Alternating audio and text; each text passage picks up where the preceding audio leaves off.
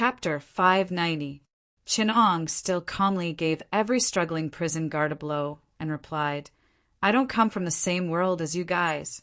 If you want to experiment on a group of monsters who can telekinesis, heal wounds quickly, have violent tendencies, and have amazing killing abilities, then excellent hands-on skills and surgical skills will become crucial. Survival of the fittest. In our world, scientists who don't know how to use scalpels to quickly subdue experimental volunteers have died in experimental accidents time and time again. The American scientists were the most miserable. I remember that their best biologist was stabbed in the heart by an iron filament when he was examining a test subject named Eric, codenamed Magneto. And what? Wolverine? Deadpool. There are countless deaths and injuries. The road to scientific truth is paved with corpses one after another. Those project managers, of course, can watch us operate on those monsters from behind bulletproof glass while drinking coffee and then sign their names as the corresponding author of the paper. But we, the second and third authors, should learn some self-defense skills. Chin-Ong joked, I'm proficient in 19 types of human body modification methods. If you guys need it, you can come to me. Whether it's genetic implantation, body mechanization, biochemical modification, or special ability surgery, I'll give you guys a 50% discount. Hong Fan and the others' inner desire to ridicule was almost going to break through the sky. Even Zhang Ziqiang invited with great interest. Would you like to join our team? You really are AF * King Genius. Chin-Ong laughed and said, Let's get used to a mission first. Chin-Ong said meaningfully, You guys might not like the way I do things. Zhang Ziqiang thought about it and nodded in agreement. Then we'll observe each other in this mission. Li Mingyi stammered, Chen. Chin-Ong said, Just call me Dr. Chin, Ph.D. in applied biology. Li Mingyi smiled and said, Dr. Chin, is there an Iron Man in your world? Chin-Ong raised his eyebrows and asked, Are you talking about the Iron Man? Or are you talking about other people that I don't understand? It seems that my world is like the world created by this mummy movie. There are stories that you guys are familiar with, right? Student Lee? So, is my world a movie in your world? Or comics? Li Mingyi smiled dryly and said, I think it's a movie called X-Men. Of course, there's also a comic, but since you don't know Iron Man, it can't be a comic. Chin-Ong smiled and said, I'm missing sighting. When I get back to God's space, I must find this movie and watch it. He turned to look at Hong Fan and the others and asked, Do you want to come over and help? Or are you going to watch from the side? Hong Fan had no choice but to help him tie up the prison guards. He asked, I really don't know if I'm the veteran or are you the veteran? In carrying out your plans, you seem to have never told us, but to have acted on your own. Now that you've alerted the officials here, it may affect our next operation. Do you know that? Chin-Ong said calmly, I won't. Hong Fan asked with a sinister smile, You're not me. How do you know it won't affect our operation? I remember you said that if it weren't for me, the prison guards here would have been alerted. Does that mean that you've been planning to break through the blockade here since a long time ago? Now that I've made my move, the consequences are nothing more than that. Since you've been prepared to do it since a long time ago, what's wrong with me making the first move? And as I said, if you don't have a plan, it's better to follow my plan first. Hong Fan nodded and said, Even if what you said before was right, I have a plan now. I want you to obey me. Chin-Ong stopped what he was doing and looked at Hong Fan with a faint smile. Then take out your plan and convince me. We originally planned to bribe the warden here with gold and let him allow us to control O'Connor, find Evelyn and her sister, and find the city of the dead. Now that you've injured these prison guards like this, it's causing us a lot of trouble. Hong Fan questioned. Chin-Ong asked, So are you going to use your yellow face and the identity of a prisoner to persuade the warden to give you convenience for the sake of gold? I only see that you're arousing his greed and causing trouble.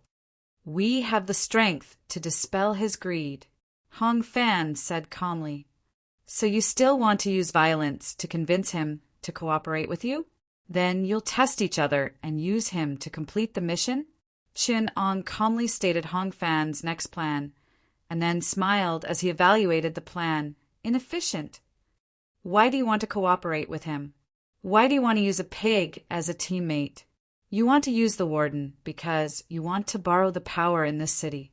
If you have enemies, then this power will bring you a lot of convenience. But at the same time, your power is based on an incompetent warden, which is risky and inefficient. Why don't you grasp this power yourself? Chenong asked. Hong Fan felt that he had misheard and asked doubtfully, What? I think the reason why you're plotting this kind of power is because you want to borrow some of the other powers in this world to assist you. Samsara travelers only have violence, but violence is often inefficient in many aspects. Finding key people, or even controlling key people, money and power are better than violence in some situations. In more abstract terms, it's to create your own power, just like how dragons create water and kunpangs need wind. Chenong explained with a smile. Hong Fan silently took out a cigarette from his pocket and put it in his mouth. Sometimes I really hate smart people like you who have your brains filled with oil. That's right, we need power. Then instead of cooperating with the warden, why don't you cooperate with me and carry out my plan? Chenong said, Your force can subdue everyone in this prison, but it's difficult to control and tame them. Otherwise, you wouldn't have to use such an inefficient method like cooperation. Then let's cooperate. I'll control everyone here and you'll help me. Everyone has a common goal and common interests. Cooperating with me is obviously more efficient and safer than cooperating with a fool like the warden. Chun Ong looked at Hong Fan seriously and made an impeccable suggestion. Hong Fan still wanted to say something, but a hand was placed on his shoulder, gesturing for him to speak. When Hong Fan saw the person, he obediently moved away from the position facing Chun Ong. Zhang Ziqiang looked at Chenong and asked with a faint smile, Then how can you guarantee that you can control the warden and this prison? Chun Ong shook his head and said, This is my problem. I'll solve it. Your problem is whether or not you want to trust me and execute my plan. Everything I've done before was to earn your trust. In order to win your trust, I can tell you part of the plan. He walked in front of the prison guard with a wire on the back of his neck. He held the guard's head and said, Do you see this wire? I can bury something the size of a pigeon egg into the nerves at the back of his brain in the simplest operating environment. No one can take it out except for me, at least in this world. If they want to take it out, the surgeons can only cut his main nerve, and this person will be disabled. Zhang Ziqiang's pupils suddenly shrank as he looked at the wire. He said solemnly, This ability is no longer at the level of surgery. Is this a science fiction? Chin Ong smiled and said, If you want to operate on those whose skin is immune to radiation or mutants whose muscles are as hard as steel, you must learn this skill. Zhang Ziqiang pondered for a moment before looking up and saying, I've only seen a newcomer who wants to take the leadership of the veterans the first time he came to God's space. His expression was not good, but Chenong still said calmly, It's not leadership, it's just cooperation. Zhang Ziqiang suddenly laughed. You are a capable person. I admire those who are truly capable. He stretched out his hand and said with a smile, Happy cooperation. Chapter 591.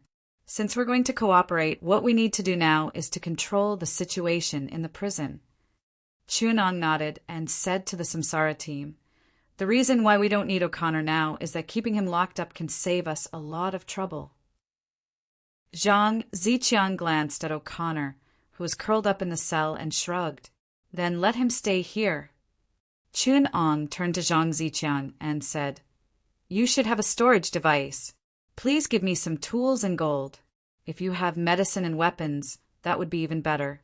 I will pay you according to the market price after the mission is over. Zhang Ziqiang gave Hong Fan a look and asked him to pass a ring that looked like an ordinary silver ring to Chenong. At the same time, he said, Since we're working together now, there's no need for these resources. I'm lending you this storage ring. The resources inside are also what we should provide for this mission. Chun-Ong looked through the resources in the storage ring. When he saw 3 standard bases of weapons and ammunition, he nodded to himself. When he saw some electronic equipment and even medicine, his eyes lit up. He thought to himself, Zhang Ziqiang's team is indeed not an unorganized and chaotic team. Reincarnated travelers are very similar to special agents in a sense. Logistics are the most important. In some special environments, the preparation of relevant resources was even more important than martial strength. Electronic equipment, technology, and even living resources, gold, in most storylines could play a direct and unexpected role. In a world like the Mummy world, there was no need for direct action. Reincarnated travelers could complete the mission with the resources in their hands. Seeing that Chun-Ong was quite satisfied, Hong Fan smiled and added, "There are also some magical and mysterious resources, but Professor Chin, you're an expert in technology, so you probably don't need these. If it wasn't for the god forbidding us from directly controlling the relevant storylines, we wouldn't have troubled you." His words were a hidden warning. Chin-Ong knew very well what he meant. If it wasn't for the god forbidding us from using certain methods, we wouldn't have needed you at all. Of course, Chin-Ong would not take his warning to heart. Instead, he felt that the level of experience in this team was not bad. If it was someone who would fly into a rage out of humiliation over such a small matter, then Hong Fan's warning would be just the thing to make him realize his place. However, Chin-Ong did not need such a warning to remind himself. He organized the resources in his storage ring as he replied casually, "But you shouldn't be restricted by this kind of restriction. Most of the time, the Lord God only prohibits the mind control of the relevant storyline characters, or even strengthens the mental resistance of the relevant characters. If you have a true mind control expert, such as a certain bald professor in the United States, it won't be difficult for him to break through the resistance set by the Lord God and forcefully control him. Also, your methods are too crude." Chun-Ong stopped arranging the medicine in his hand and said, "In a world without supernatural abilities and magic, there are still people who use power, threats, fear, psychological suggestions, scientific methods, threats, and drugs to control others. Threatening and controlling is an art, and it is one of the most important methods for you. As I said, Samsara travelers and agents are very similar. They both go to the same place and carry out related missions. Their methods include infiltration, deception, control, and killing. Although your missions are more bizarre and complicated, your methods are also more diverse. Obviously, any elite agent in your position would have done a better job, but you have no intention of receiving relevant training at all." Chun-Ong looked up and asked in surprise, "This is not a matter of ability, but a matter of thinking. How to carry out missions, how to make breakthroughs, how to overcome difficulties. The relevant countries have accumulated a wealth of experience with hundreds of years of research. This is a valuable asset. You can easily get it, but you are dismissive of it? Is it arrogance or stupidity?" Zhang Ziqiang was speechless. Chun-Ong concluded, "When you entered God's space, you were all ordinary people and lacked the ability to look at problems from the perspective of the government and those with the ability to deal with complex things. I have only been trained by the relevant departments for a few days, and I know more than you do." As Chun-Ong said this, he came to the front of a prison cell that held a type of prisoner. He showed a gold bar about 50 grams and asked in the local language and English, "Who knows the terrain and building structure of this place, the defense of the prison guards and related information? If you tell me, you will get this gold bar and have the honor to join us and gain freedom." The prisoners in the prison listened greedily to the gold in his hand. Someone shook the bars desperately and howled, "I know. Let me out, and I will tell you immediately." Someone shouted, "Is that true? Let us check the gold." Chun-Ong picked up the revolver in his hand and fired 6 shots at the loudest and noisiest person. The loud gunshots calmed everyone down, and his voice reached everyone's ears faintly. Who is the boss here now? He'll get a chance to talk to me. If he tells me what's going on here, then the gold is his. If he tells me who knows what's going on here, if he tells me the people who know the information, then I still have a gold bar to offer. But as you can see, I don't have much patience to wait. Chen Tsuenho saw that Chen Ong did not even blink and killed a prisoner in the cell. He was so scared that he trembled and hid behind Hong Fan. Hong Fan looked at him disdainfully, but did not stop him. Chen Ang's coldness made the prisoners in the prison see a familiar shadow. Despotism, coldness, and power. They were very familiar with this atmosphere. They meekly pushed a very unkempt man, who looked like he had been here for a long time, in front of Chinong. Chinong went forward and asked about the relevant information here in the local language. A moment later, he locked the man alone in their original cell and handed him the gold bar. Returning to the team, Chen Ong explained the situation in a low voice. There are a total of 54 prison guards and 3 military policemen here. 9 of them are the warden's trusted aides. The warden is the local tyrant here and has the most authority. However, there are still some subordinates under him. The team that we subdued is one of them. There are also 3 or 4 brothers who have prestige among the prison guards. The prison doctor, priest, and treasurer don't have military strength, but they have a special status and are key figures. Under special circumstances, the warden has the possibility of asking the local military police for help. Of course, he doesn't know the situation here yet. At most, he will think that it is a prisoner riot. He will only organize people to suppress it and will not ask for help from the colonial government's military police for the time being. There are 2 entrances to the prison, one at the front and one at the back. There are 2 layers of checkpoints at each door, and 8 people are stationed there. As Chen Ong spoke, he accurately drew the floor plan of the prison on the ground and explained, here, and here are the iron gates. This is the warden's office, and this is the gallows. The prison guards should set up obstacles at these key locations. After saying that, Chen Ong raised his head and asked, with this information, how long do you need to take down this prison? Hong Fan showed a relaxed smile. Easy. Chen Ong said easily, I'm a scientist in charge of technology, so I won't participate. First, do some related preliminary research on these prisoners and familiarize yourself with the operation.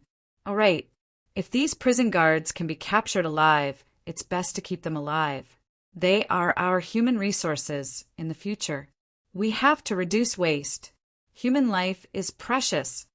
Hong Fan still wanted to laugh at Chen Eng's benevolent heart, but he heard him finish the next sentence leisurely. In our laboratory, the most basic human test subject costs 200,000 yuan. Human life is money. In order to save money, we will make their deaths worthwhile. Sometimes there are 5 or 6 experiments. If we can squeeze them, we will squeeze them and reuse them to save money for the country. Hong Fan's body trembled. He forever dispelled the idea of laughing at Chen Eng's benevolent heart. What a joke! Those scientists were like lunatics. In his heart, scientists, especially biological scientists, were probably cold and indifferent, dissecting people into slices. Chapter 592. Hong Fan was like a ghost. His figure blurred for a moment before disappearing into thin air. It was likely that he had some concealment skill, but Chen Ong could see him flying up and down the dark and crude passageway. He was sprawled on the ceiling above him, hiding his body like a large spider as he approached the prison guards lying in ambush at the distant door. With a nimble flip, he silently landed behind them. He casually pulled out a high-voltage electric baton and smoothly knocked them to the ground. With the intensity of the electric baton, although it wouldn't kill them, they wouldn't be able to get up for 2 hours. Seeing the 2 veterans move smoothly with their strength, it wouldn't take long for them to take down the prison. Chen Ong focused his attention on other matters. He emptied a cell and moved a table guarded by the prison guards inside. He then ordered Qian Tsuenho and Xiao Bolong to carry the corpse he had beaten to death onto the table. He casually took out a dagger and neatly cut open the back of the corpse's head, revealing a Y-shaped opening. Not to mention the new samsara travelers. Even the most slippery, most cunning, and even the most heinous prisoners felt a chill in their hearts. Zhao Yingqi plucked up her courage and asked, "Professor Qin, what are you doing?" "I'm studying the body structure of this world and how it's different from our world," Qinong replied. Zhao Yingqi asked with a trembling voice, "What's the difference?" Qinong shook his head. "There's no difference. That's actually a good thing." He turned back to look at the rookies who were enduring the disgust and suddenly said, "If you are still like this, then your chances of survival in this world will drop by at least 10%. To survive in God's space, you will have to get used to corpses and death sooner or later." The rookies fell silent. They understood what Qinong was thinking, but they still held on to the possibility that it might happen. Now wasn't a life-and-death situation, so they could wait until then. Only Li Mingyi plucked up his courage and said, "Professor Qin, let me help you." With the first person as an example, Lin Gang, Xiao Bolong, and even Zhao Yingqi joined in. Only Qian Tsuanho was still standing aside. Qinong didn't rush them. He was training these rookies with an indifferent attitude. In his plan, they did have a use, but they were far from what they were now. They were still far from that. When he changed them, Qinong didn't care whether they hated him or loved him, whether they were willing or forced. Soon, good news came. Zhang Ziqiang and the others had already captured everyone in the prison and occupied the entire prison. They had also fought for an operating room for Qinong. Although the prison's medical room was very simple due to the limitations of the era, it could still provide a lot of equipment and medicine. Coupled with the medical kit provided by the veterans, it was enough for Qinong. Hong Fan grinned as he lifted the warden to the operating table. He asked in confusion, "Now that I've caught this idiot, how are you going to control him?" Qinong took out a simple spherical object the size of a pigeon's egg and said, "This is a remote-controlled bomb made from a small rubber bomb and an electronic detonator. I removed the chip and circuitry from the electronic watch and communication device you gave me. This warden is an important person, so I've prepared the best for him. It's a high-tech chip from the communicator you gave me. It's only the size of a film, but it has a strong signal. It can be detonated from a distance of 300 miles. All you have to do is input the number 666 into my communicator, and with a bang, his head will explode into minced meat.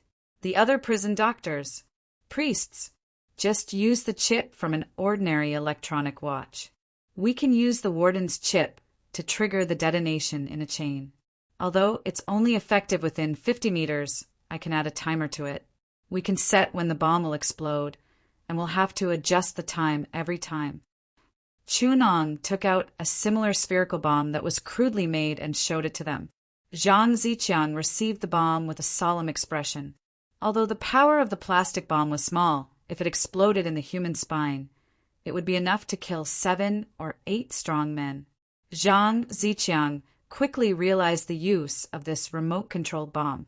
He asked, "How many more of these bombs can you make?" "That depends on how many chips you have. In modern society, I have as many as you want. You can buy chips online or even dismantle a mobile phone to get the most important electronic remote control device. But this is the 20th century and mobile phone chips are considered sci-fi items. Even I can't smash a chip with a hammer for you, right?" Qinong looked very honest, but he could actually smash a chip with a hammer. But would he talk about it? "We only have 14 communication devices, and the electronic watch only has about this number. It's not enough to control so many people." Hong Fan looked troubled and grumbled, "Damn it. I can buy a box of chips in God's space with 1 reward point. Why didn't I meet people like you earlier?" "These are enough," Qinong said calmly. "Don't tell me you want to control those pawns like this too?" He looked at the embarrassed expressions of the 2 veterans and said in surprise, "You really have such an idea?" "In fact, we just need to control people in key positions. As long as 1 out of 10 prison guards obeys us, with the corresponding management methods, it's enough to firmly control the entire prison guard team. Control is a science that involves psychology and behavior. It's not that difficult to make a person obey us, and it's even easier to gain power in the team. If I have enough time, I can brainwash them without using a bomb. Zhang Ziqiang smiled. But we want more. The governor of Cairo, the captain of the military police, the British officers, and the people with power in the city. We want to control more power and build a bigger influence. Great minds think alike. This is the next step of my plan, Chenong said. Time is very precious. In the time we have planned, we will control as much power, officials, and warlords in Cairo, and even all of Egypt, so I have prepared other things. Chenong took out another small ball. This is a cheap device. It's simple and easy to make. It's just made up of a one-way permeable membrane and several drugs that stimulate the nerves. It can slowly release drug ingredients that target the human nerves. To be specific, it will cause people to have neurotic headaches at a fixed time every day. If this medicine ball is not removed after a month, the person will die. The drugs you have prepared and the drugs of this era are enough to make such things in large quantities. It's just troublesome for me to put them into the nerves. Chenong nodded and said, These are the things that allow us to control the non-key people. As for the remote-controlled bombs, that's the treatment for the key people. 14 remote-controlled bombs. We don't need that many in my plan. Communication is also extremely important to us, so 5 or 6 will be enough. We can replace the others with this. Hong Fan took the medicine ball and exclaimed, You're really a criminal genius, the type of mad scientist. But do you have time to do so many surgeries? Chenong sneered. You can't be thinking that I have to do surgeries for all the prison guards and British soldiers here, right? He explained, That's for military officers, officials, influential businessmen, and even the local big shots who are well informed. I have anti-fatigue drugs for ordinary soldiers and prison guards. I found opioids in the prison doctor's medicine.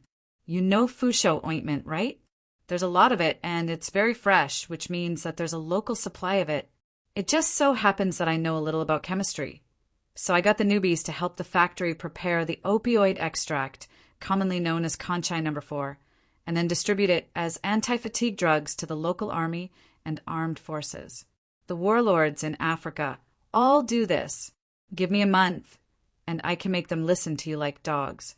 Now that I have the cooperation of the mid-level officers, I can achieve the same effect in a week. It's enough to control them. Damn, are you a scientist or a drug lord? Hong Fan was shocked and could not help but complain. Chapter 593. Chun Ong put on the white coat left by the prison doctor in the infirmary. It was neat and clean, and the details emphasized professionalism. Chun Ang's expressionless face as he arranged the surgical equipment looked particularly convincing. Not to mention the warden who was tied to the operating table. Even Hong Fan, who was monitoring from the side, felt a chill run down his spine. Seeing the occasional flash of cold light from the glasses on the bridge of Chen Ang's nose, Hong Fan felt a chill down his spine. He could not help but interrupt. Do you have to dress like this? You look like a pervert. Chun Ong put on a pair of latex gloves and replied calmly. The creation of uniforms is not meaningless. Not only can the white background prevent infection, but it also emphasizes a clean and unpolluted surgical environment. It can also give a strong psychological hint to the experimenter. This kind of hint can be a sense of security, but it can also turn into a sense of fear at any time. What we need now is this kind of fear. Listening to Chun Ong speaking in a language he did not understand, the warden struggled violently again. His gagged mouth let out a strange, heart-wrenching whimper. It could be seen that the fear Chun Ong wanted to create was very successful. Chun Ong walked to the warden with small steps and slowly pushed the anesthetic into his body. He placed the warden on the side and fixed him to a suitable position. Then he began to use the scalpel to cut the back of his neck. The surgical position was very good, and the wound was very exposed. Of course, Hong Fan could not see these details that would make the best surgeons on earth admire, but he could see Chen Ang's focus. It was a kind of seriousness and focus that made one's hair stand on end. Hong Fan never knew that such a scene could make him feel more afraid than when the Lord God assigned the supernatural missions. He shouted in his heart, "He's not creating any fear at all. He's simply a pervert. He must be a pervert. Are all the scientists in the X-Men world as perverted as him? No wonder the mutants don't trust humans. After being experimented on by such a person, it's already very good that they're not psychologically twisted." The warden's pupils dilated, and his heart beat rapidly. Seeing that his wound was bleeding a lot, Chinong had to soften his tone. He smiled and said, "Relax, otherwise you'll die." The warden was fortunate enough to experience Chen Ang's psychological hypnosis. His eyes were facing a mirror that Chinong had specially set up. Through a small reflective device, he could see the wound that was being cut open. The yellow nerve lines and red blood vessels were neatly avoided by Chinong. In his hands, the surgical instruments were like works of art, dissecting his body layer by layer. She could still hear Chen Ang's calm voice. "This is your main nerve, and this is your artery. I'm going to move them a little to prevent someone from opening this place again. I promise you, there's no doctor in the world who can repeat what I'm doing without cutting the nerves and blood vessels. Cut this main nerve, and you'll never feel anything below your neck. If you cut a blood vessel, congratulations, the blood will spurt out. Based on your blood pressure, it will be enough to spray 3 meters high. Now, we will put this bomb in a small gap between the nerves and blood vessels. Don't worry, the packaging is made of flexible materials and is very advanced. Not only will it not cause any rejection, it will also not affect your normal life. Inside is a plastic bomb the size of a marble.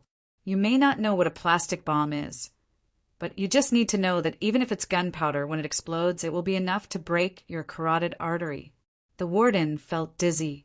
He did not know whether it was the side effect of the anesthesia or the psychological blankness caused by extreme fear. He only knew that the voice of the yellow demon in front of him was deeply engraved in his mind.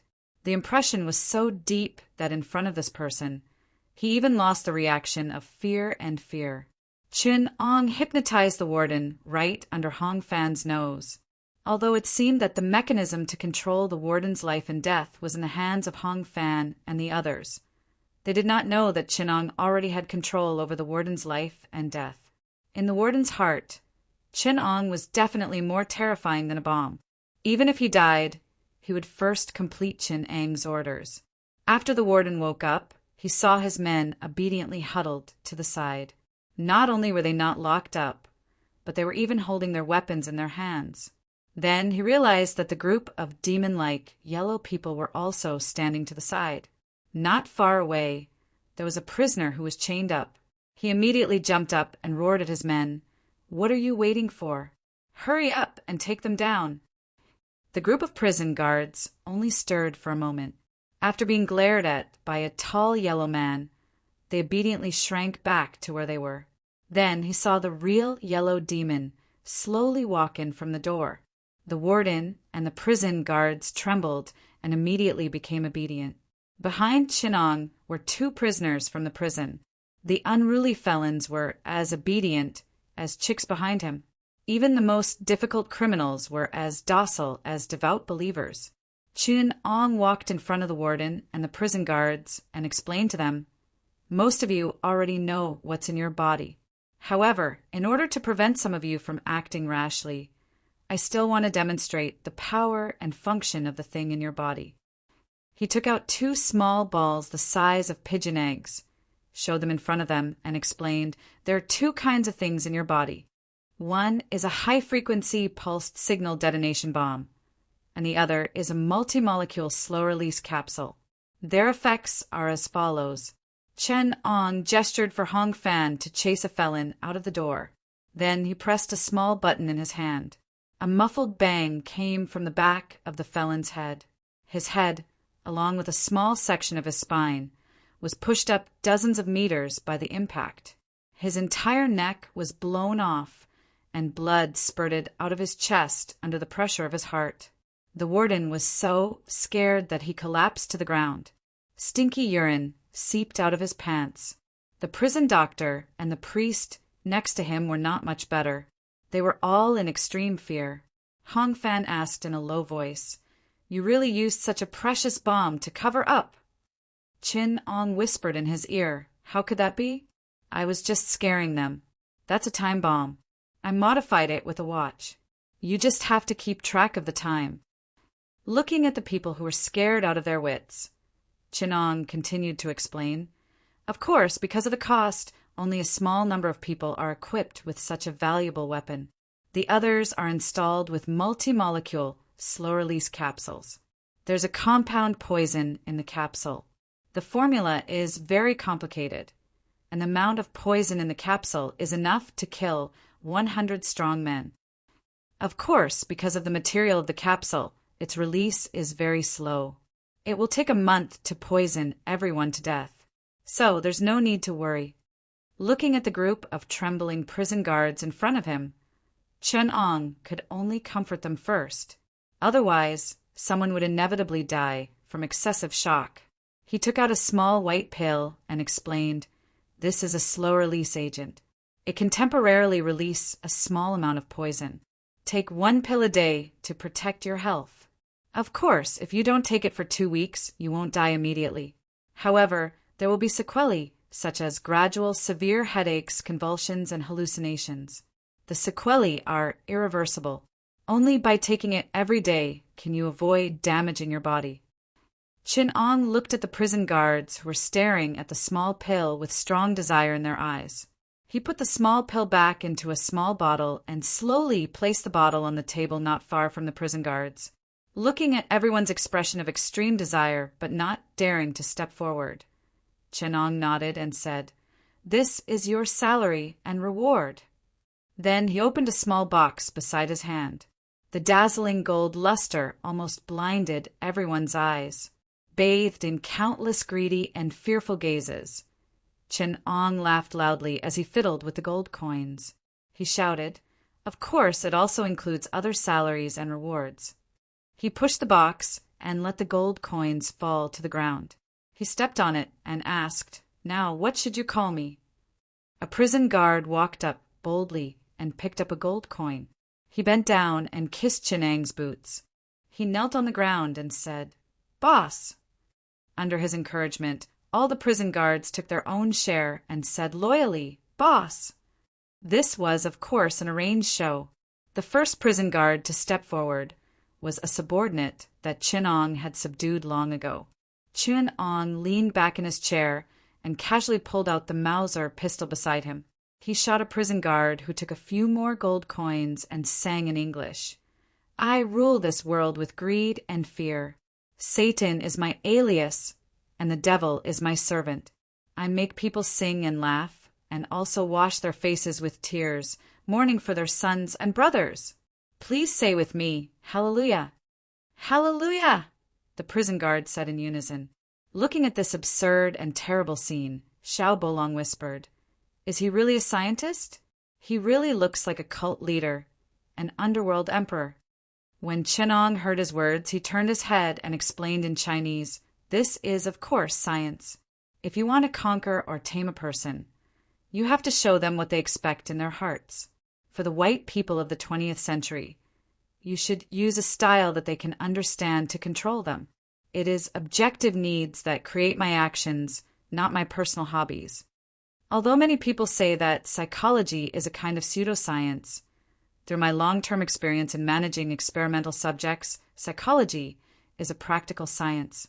In the case that we are still unable to systematically study human consciousness, the black box system and the theory of mind that comes from it have their own internal laws and principles." After saying that, he sighed and said, "If that professor is willing to cooperate with us, psychology or the dissection of human consciousness may have entered a more systematic and scientific research stage. Alas, those mutants always don't know the great significance of human progress and scientific research. They are unwilling to cooperate with us in research and refuse to participate in research, so they can't blame us for letting them be researched. Chapter 594. Even in such a corrupt prison, there was still a perfect management mechanism. The prison guards who had received military training may not have a strong will. After all of their loyalty was dedicated to gold, but they were absolutely disciplined and organized. This may be the only difference between all militarized organizations and gangsters. This was also the reason why Chinong did not make use of so many human resources in the prison and spent so much effort to subdue them. After this method, the current prison guards may not have much loyalty, but they already had fear and obedience. Chinong believed that his words would definitely reflect more efficiency than the previous warden's orders. The embryonic form of a small military organization was thus born. Chinong brought the reincarnators out and let the prison guards clean up the scene after the incident. Then he said to Hong Fan, "Please give them a preliminary training first. We need to effectively break in the strength of our initial control. At the same time, let their abilities be relatively improved. During the training, we will gradually deepen our control and organization." Hong Fan was puzzled. Do you really expect these people to play a big role? Against the reincarnators, not to mention these mobs, even the Delta Force won't be able to play a key role. Chinong laughed. Do you know how many people the U.S. military used to capture Magneto? Hong Fan was stunned. The U.S. military also captured Magneto. Chinong shrugged. Not only did Colonel Stryker capture Magneto, but he also captured Wolverine, Professor X, Storm, Demonis, White Queen, Tremor, Blue Devil, Red Tank, and countless other mutants. He's only using a team of Delta Special Forces. Chinong smiled and patted Hong Fan's shoulder.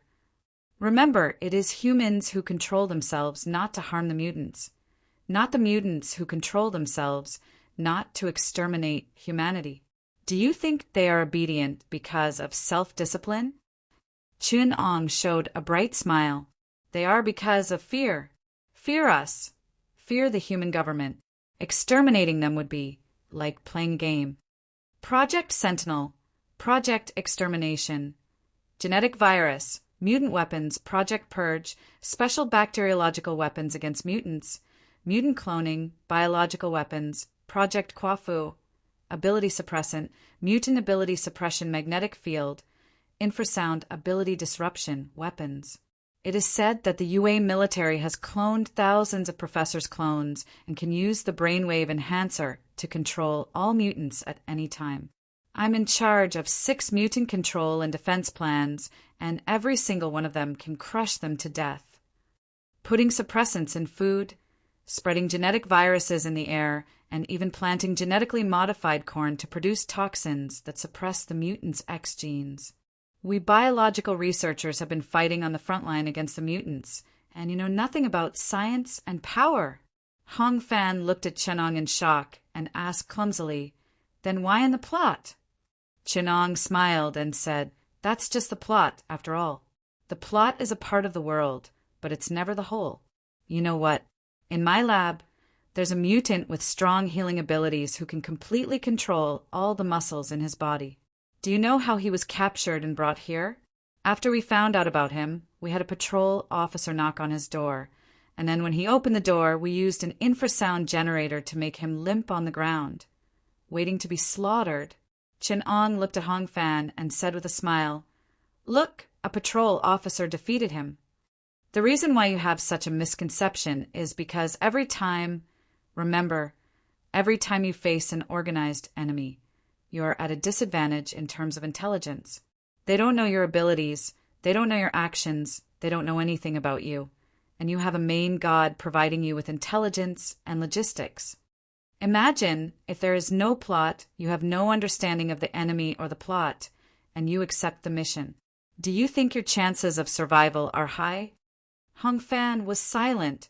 "So, from the beginning to the end, you just rely on the advantage of intelligence to bully the enemy.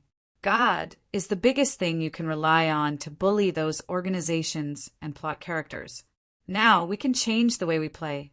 Against your enemy, the other reincarnators who are coming, we can use momentum, to create a favorable situation. In terms of intelligence, organization, and other more complicated factors, we will have an overall advantage. Chin Ong said indifferently, "This is the war I'm used to. Dragging the enemy to the battlefield I'm used to. Using constantly creating advantageous conditions to defeat them is my way of thinking. Fighting with passion and explosiveness like a gladiator. Sorry, that's not my cup of tea. I don't admit that my way of doing things is better than those 11-star powerhouses you speak of, but everyone has their own advantages and personality. I use my brain and wisdom to fight, and I use knowledge and research to arm myself. That's why I said that you might not be used to my way of doing things." Hong Fan looked at Chen Ang's calm eyes and took a deep breath. Just as he was about to say something, he heard a commotion behind him. Someone was crying loudly. He placed his hand on his knife and wanted to turn around to take a look. Chen Ong held him down and said with a smile, "It's nothing. They just found out that another person has died. Looking at the time, it's about time for the test subject I left inside to take effect." Only then did Hong Fan remember the 2 prisoners that Chen Ong had brought over. He said in surprise, "Isn't the other one the control group?" Chen Ong nodded. "Yes, the control group for the multi-molecule slow reaction capsule." Hong Fan took a serious look at Chen Ong and sighed. "I used to think that I was cold-blooded, ruthless, and cruel. Seeing it today, I know that I was just an arrogant frog in a well." Zhang Ziqiang also walked out from the back with a cigarette in his mouth. Someone inside suddenly convulsed and vomited blood. He just stopped breathing. He put down the cigarette and turned to Chen Ong. "You just made another 3 remote-controlled bombs. Are you going to plant one on O'Connor?" Hong Fan was shocked when he heard that. 3? Don't tell me you're going to make a move on Evelyn too. Chen Ong said calmly, "Why not? Controlling these 3 key characters in the plot is very helpful to us." Hong Fan gestured and said, "That's the female lead, a great beauty." Qian Tsuenho heard Hong Fan's words from behind and suddenly shivered. He looked at Chen Ong with even more fear in his eyes. Zhao Yingqi and Li Mingyi also used, "Do you have a psychological problem? And are you taking revenge on society?" Looking at Chen Ong, Zhao Yingqi shivered and said carefully, "At least be a gentleman." Chen Ong said indifferently, "I'm a scientist, not a gentleman nor a noble. Scientists pay the most attention to equality, and biological scientists pay the most attention to equality among scientists. In my eyes, no matter beauty or ugliness, no matter gender, no matter rank or bloodline, there is no difference in the structure of the human body.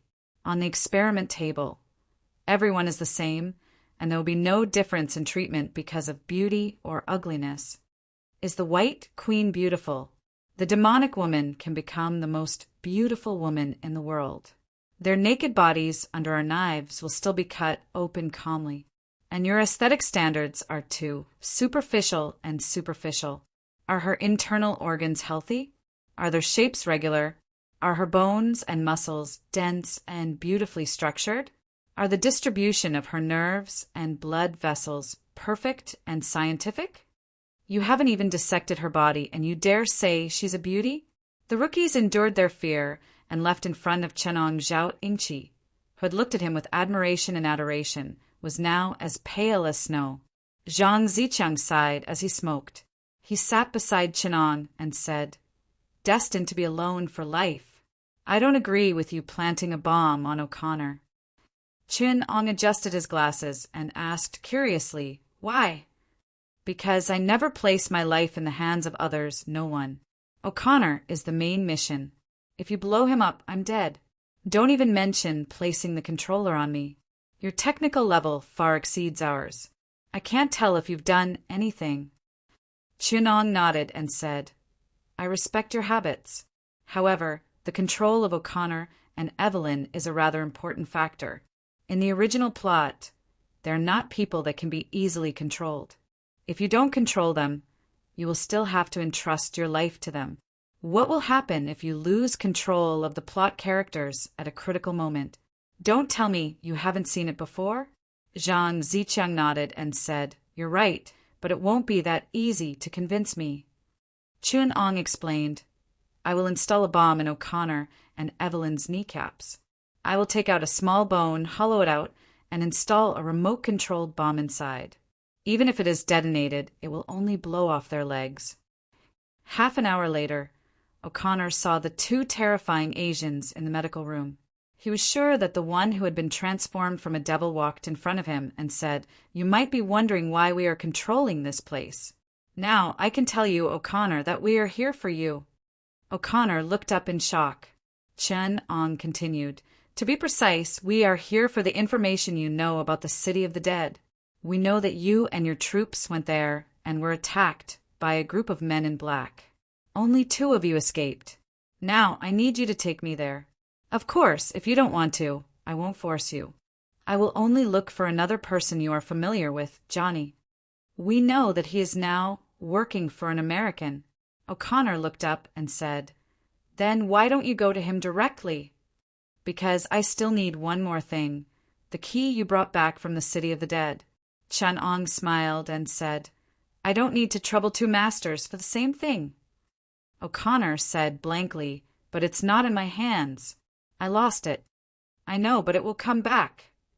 Chun Ong said mysteriously, "Calculating the time, Evelyn should have gotten the key to the black box and should be back to find O'Connor soon.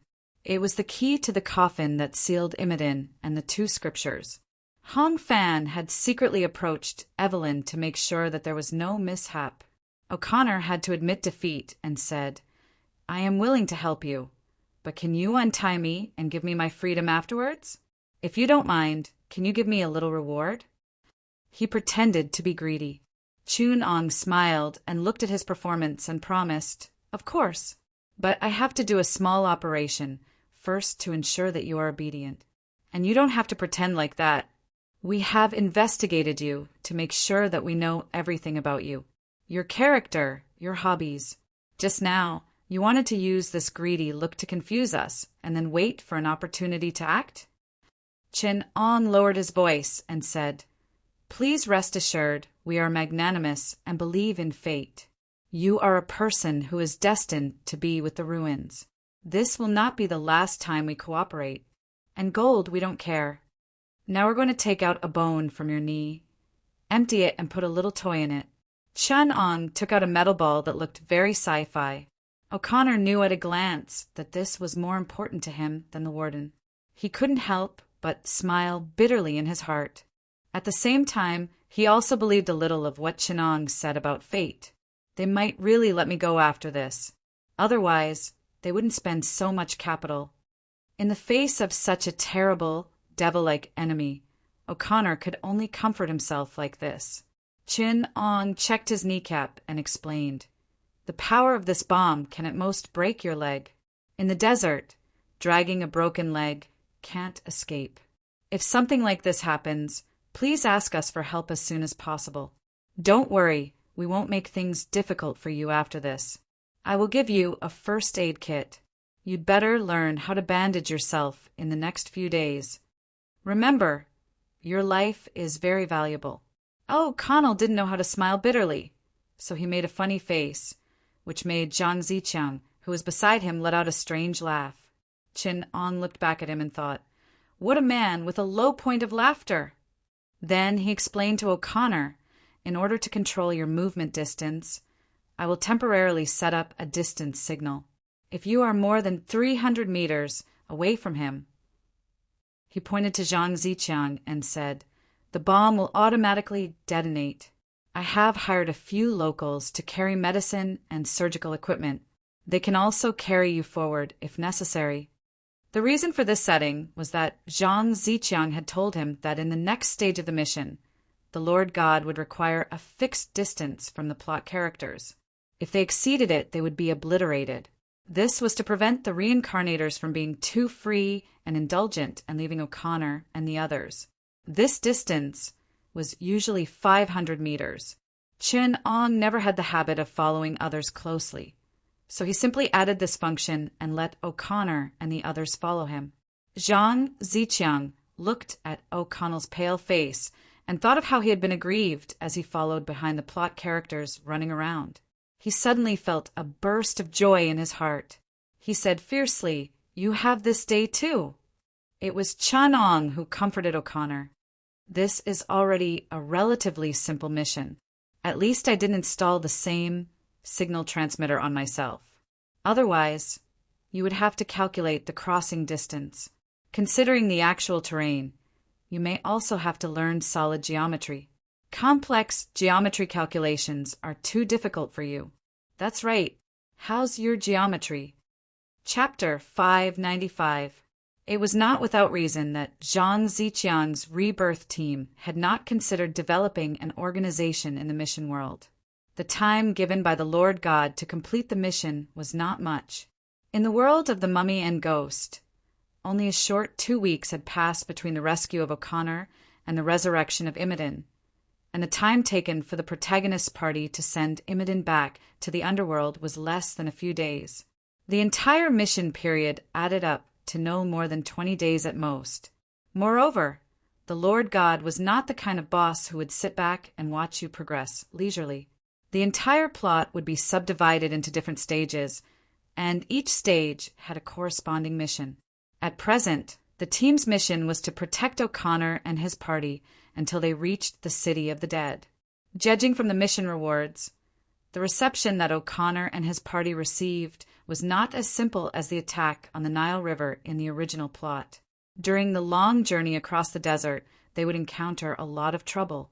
Storms, desert bandits, warlords, and even the Pharaoh's mausoleum guardians in the original plot would definitely appear, and even the mysterious protective forces on the periphery of the City of the Dead. In the original plot, the City of the Dead itself was protected by supernatural forces, and even the Pharaoh's mausoleum guardians who had guarded there for generations did not dare to offend it. Otherwise, when they were about to get rid of O'Connor, the guardians would not have sensed the abnormalities in the City of the Dead and fled in panic. And when they fled, the huge struggling head that appeared in the sand dunes also clearly showed the danger here. After carefully asking O'Connor about his escape from the City of the Dead, Chinong was already certain that the mysterious Pharaoh's mausoleum guardians must be afraid of some kind of existence and power near the City of the Dead.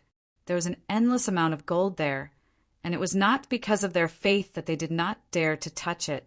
They were afraid of a real danger. Based on their understanding of the Creator's moral principles, both Chinong and Zhang Ziqiang believed that their journey would not be as peaceful and smooth as in the movies.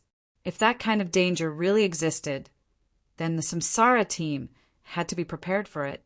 Because of this, and the time when Chunong set up and controlled the relevant plot characters was completely within the predetermined plan, Zhang Ziqiang let Chinong go.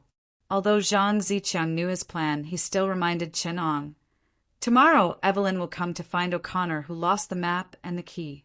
After the three of them meet, it will be a very critical turning point in the plot. Based on my experience, the main gods will definitely force us to start our journey as soon as possible in order to increase the difficulty and competition." Chunong nodded and said, "I've already expected this.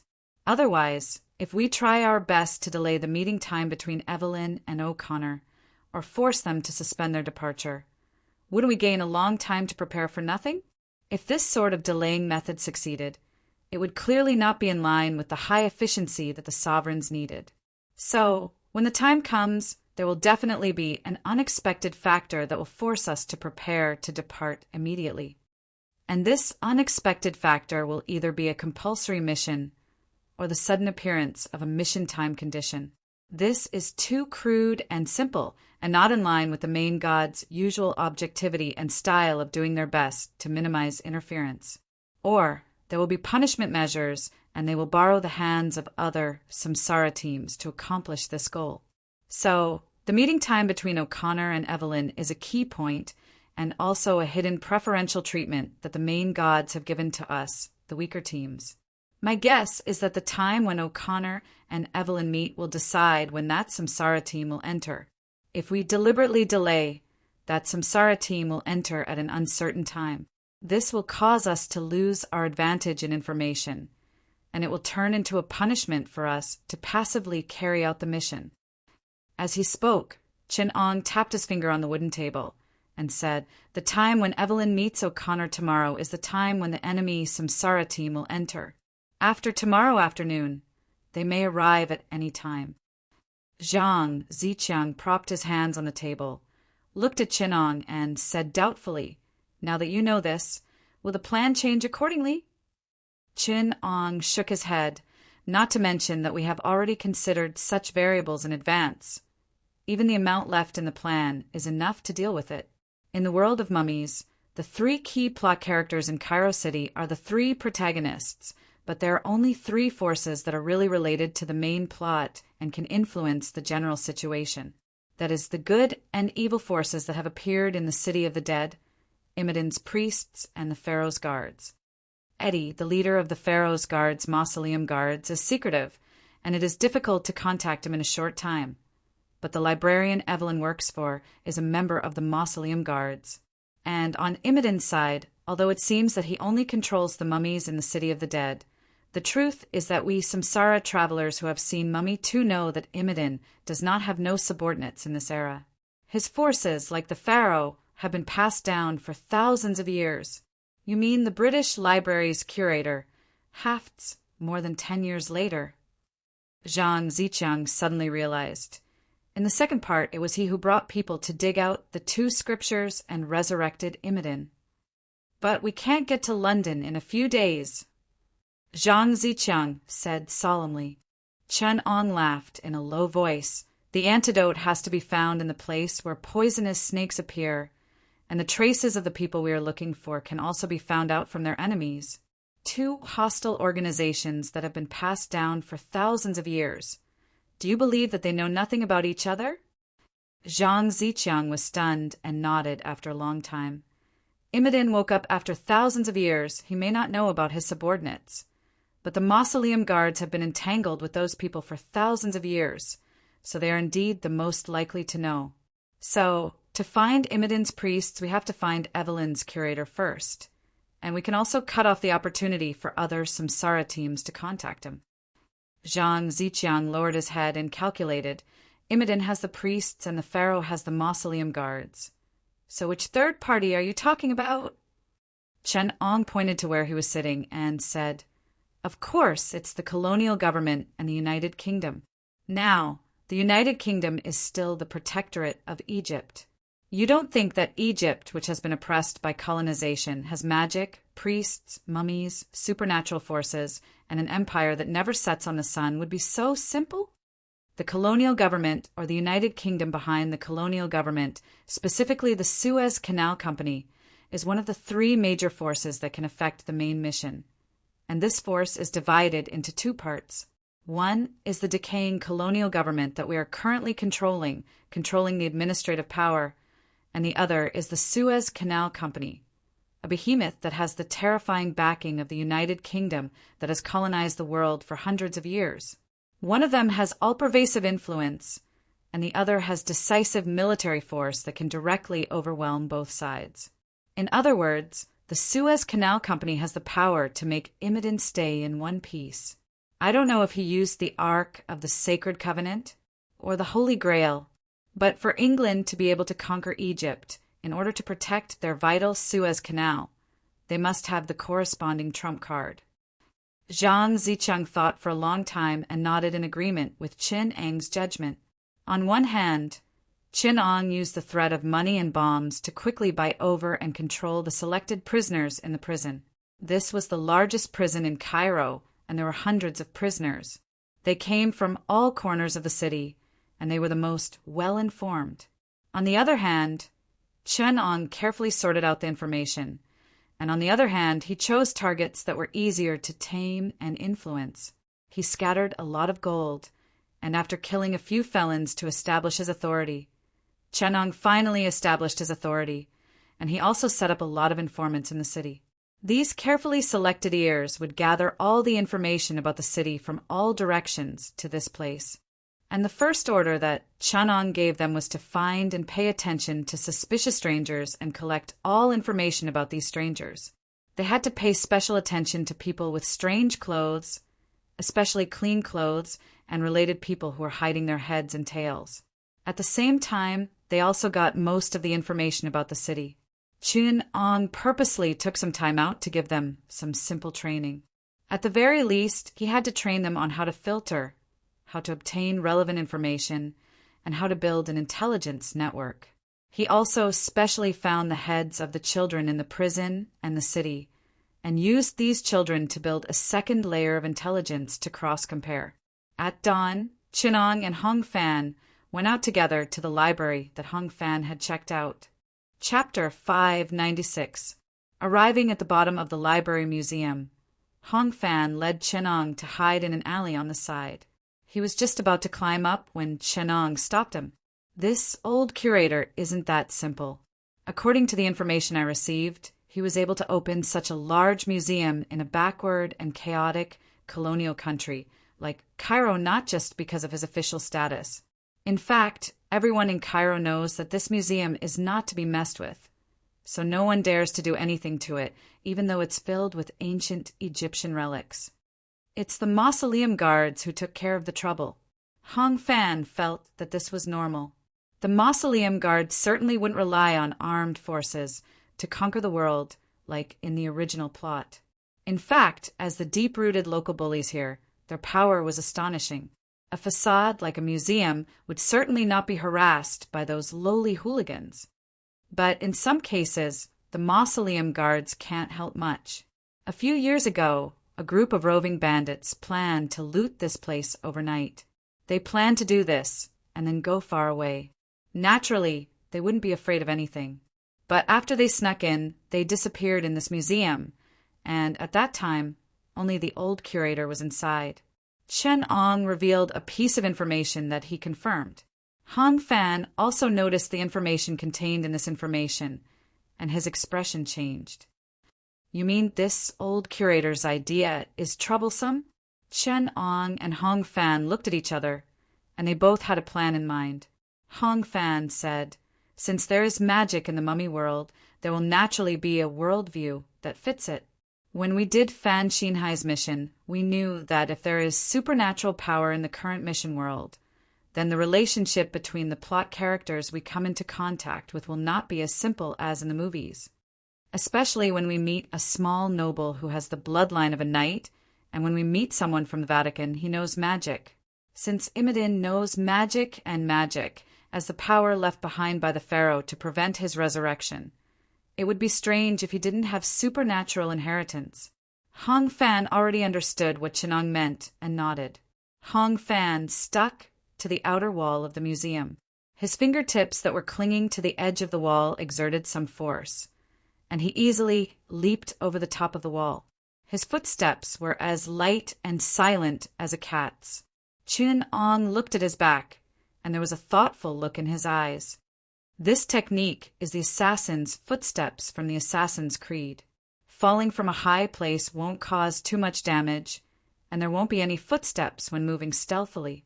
Hong Fan wasn't wearing his classic hoodie, but from his attire, it could still be seen that he was an agile type of attack that could deal a lot of damage when necessary.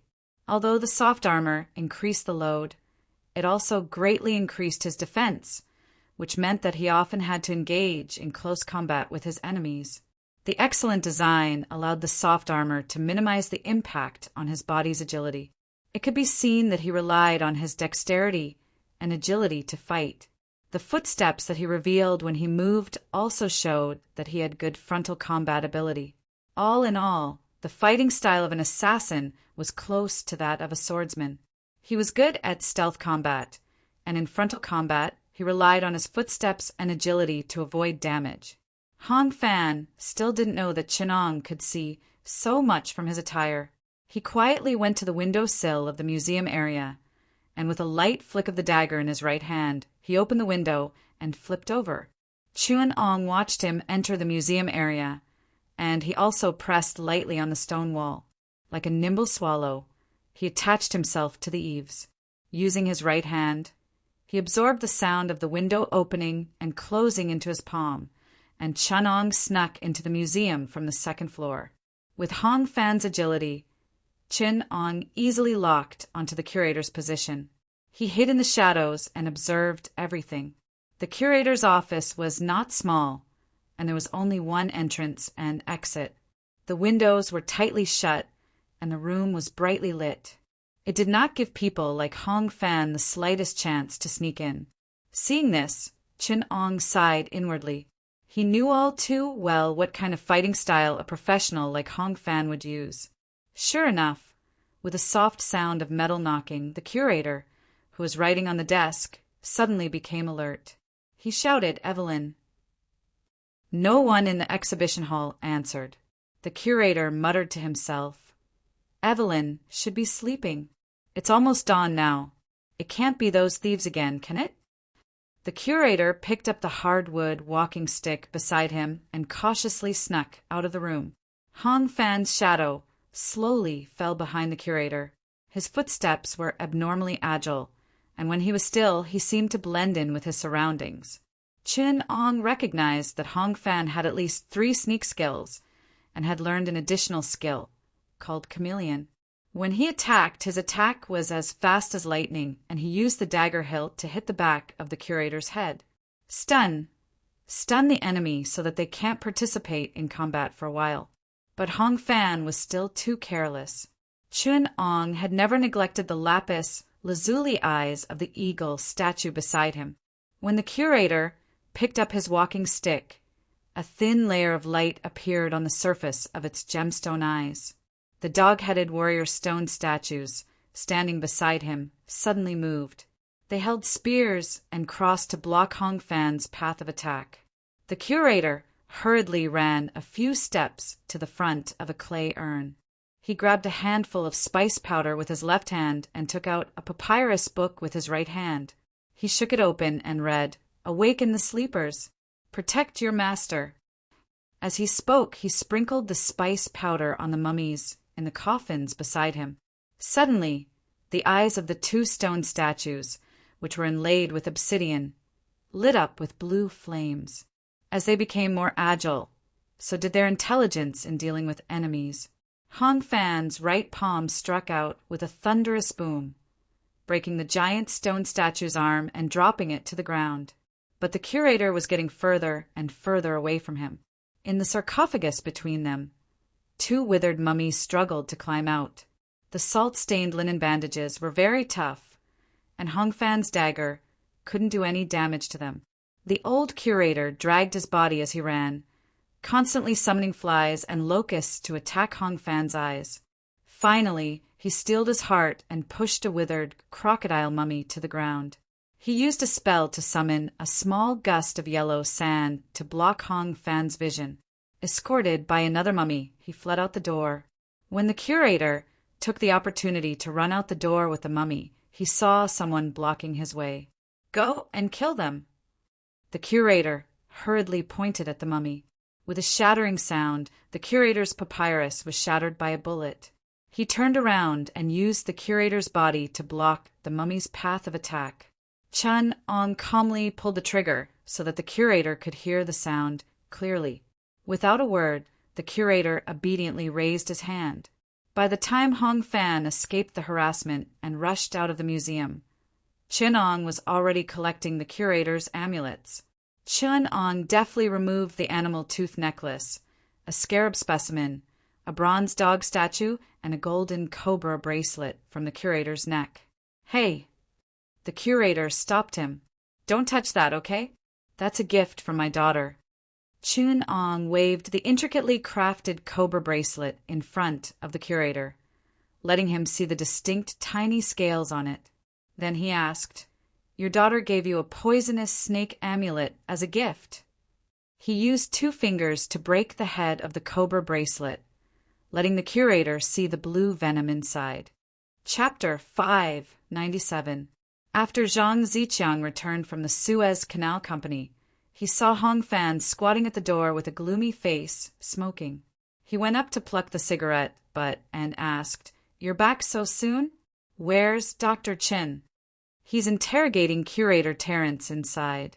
Hong Fan touched the bruise on his face and said with a bitter smile, "Chiangzi, I've embarrassed myself today. I'm not even as good as a weak scientist." "What happened?" Zhang Ziqiang asked in a low voice. Sigh. We went to catch Curator Terence, and it turned out that the curator was completely different from the one in the plot. He actually knew magic, and the museum was full of his puppets. He almost escaped. Then it was Dr. Chen who caught him. Hong Fan gestured. He only used a pistol. Isn't he a biological scientist? How does he know how to interrogate? Zhang Ziqiang glanced into the room and asked. Hong Fan looked up. Yes, he didn't know how to interrogate, but he knew psychology, and he used what he learned. There were plenty of people to learn from in this prison. He found 2 prison guards who were good at it, and after 10 minutes he did better than them. Now he's still learning ancient Egyptian occultism, hieroglyphics, and sacrificial culture.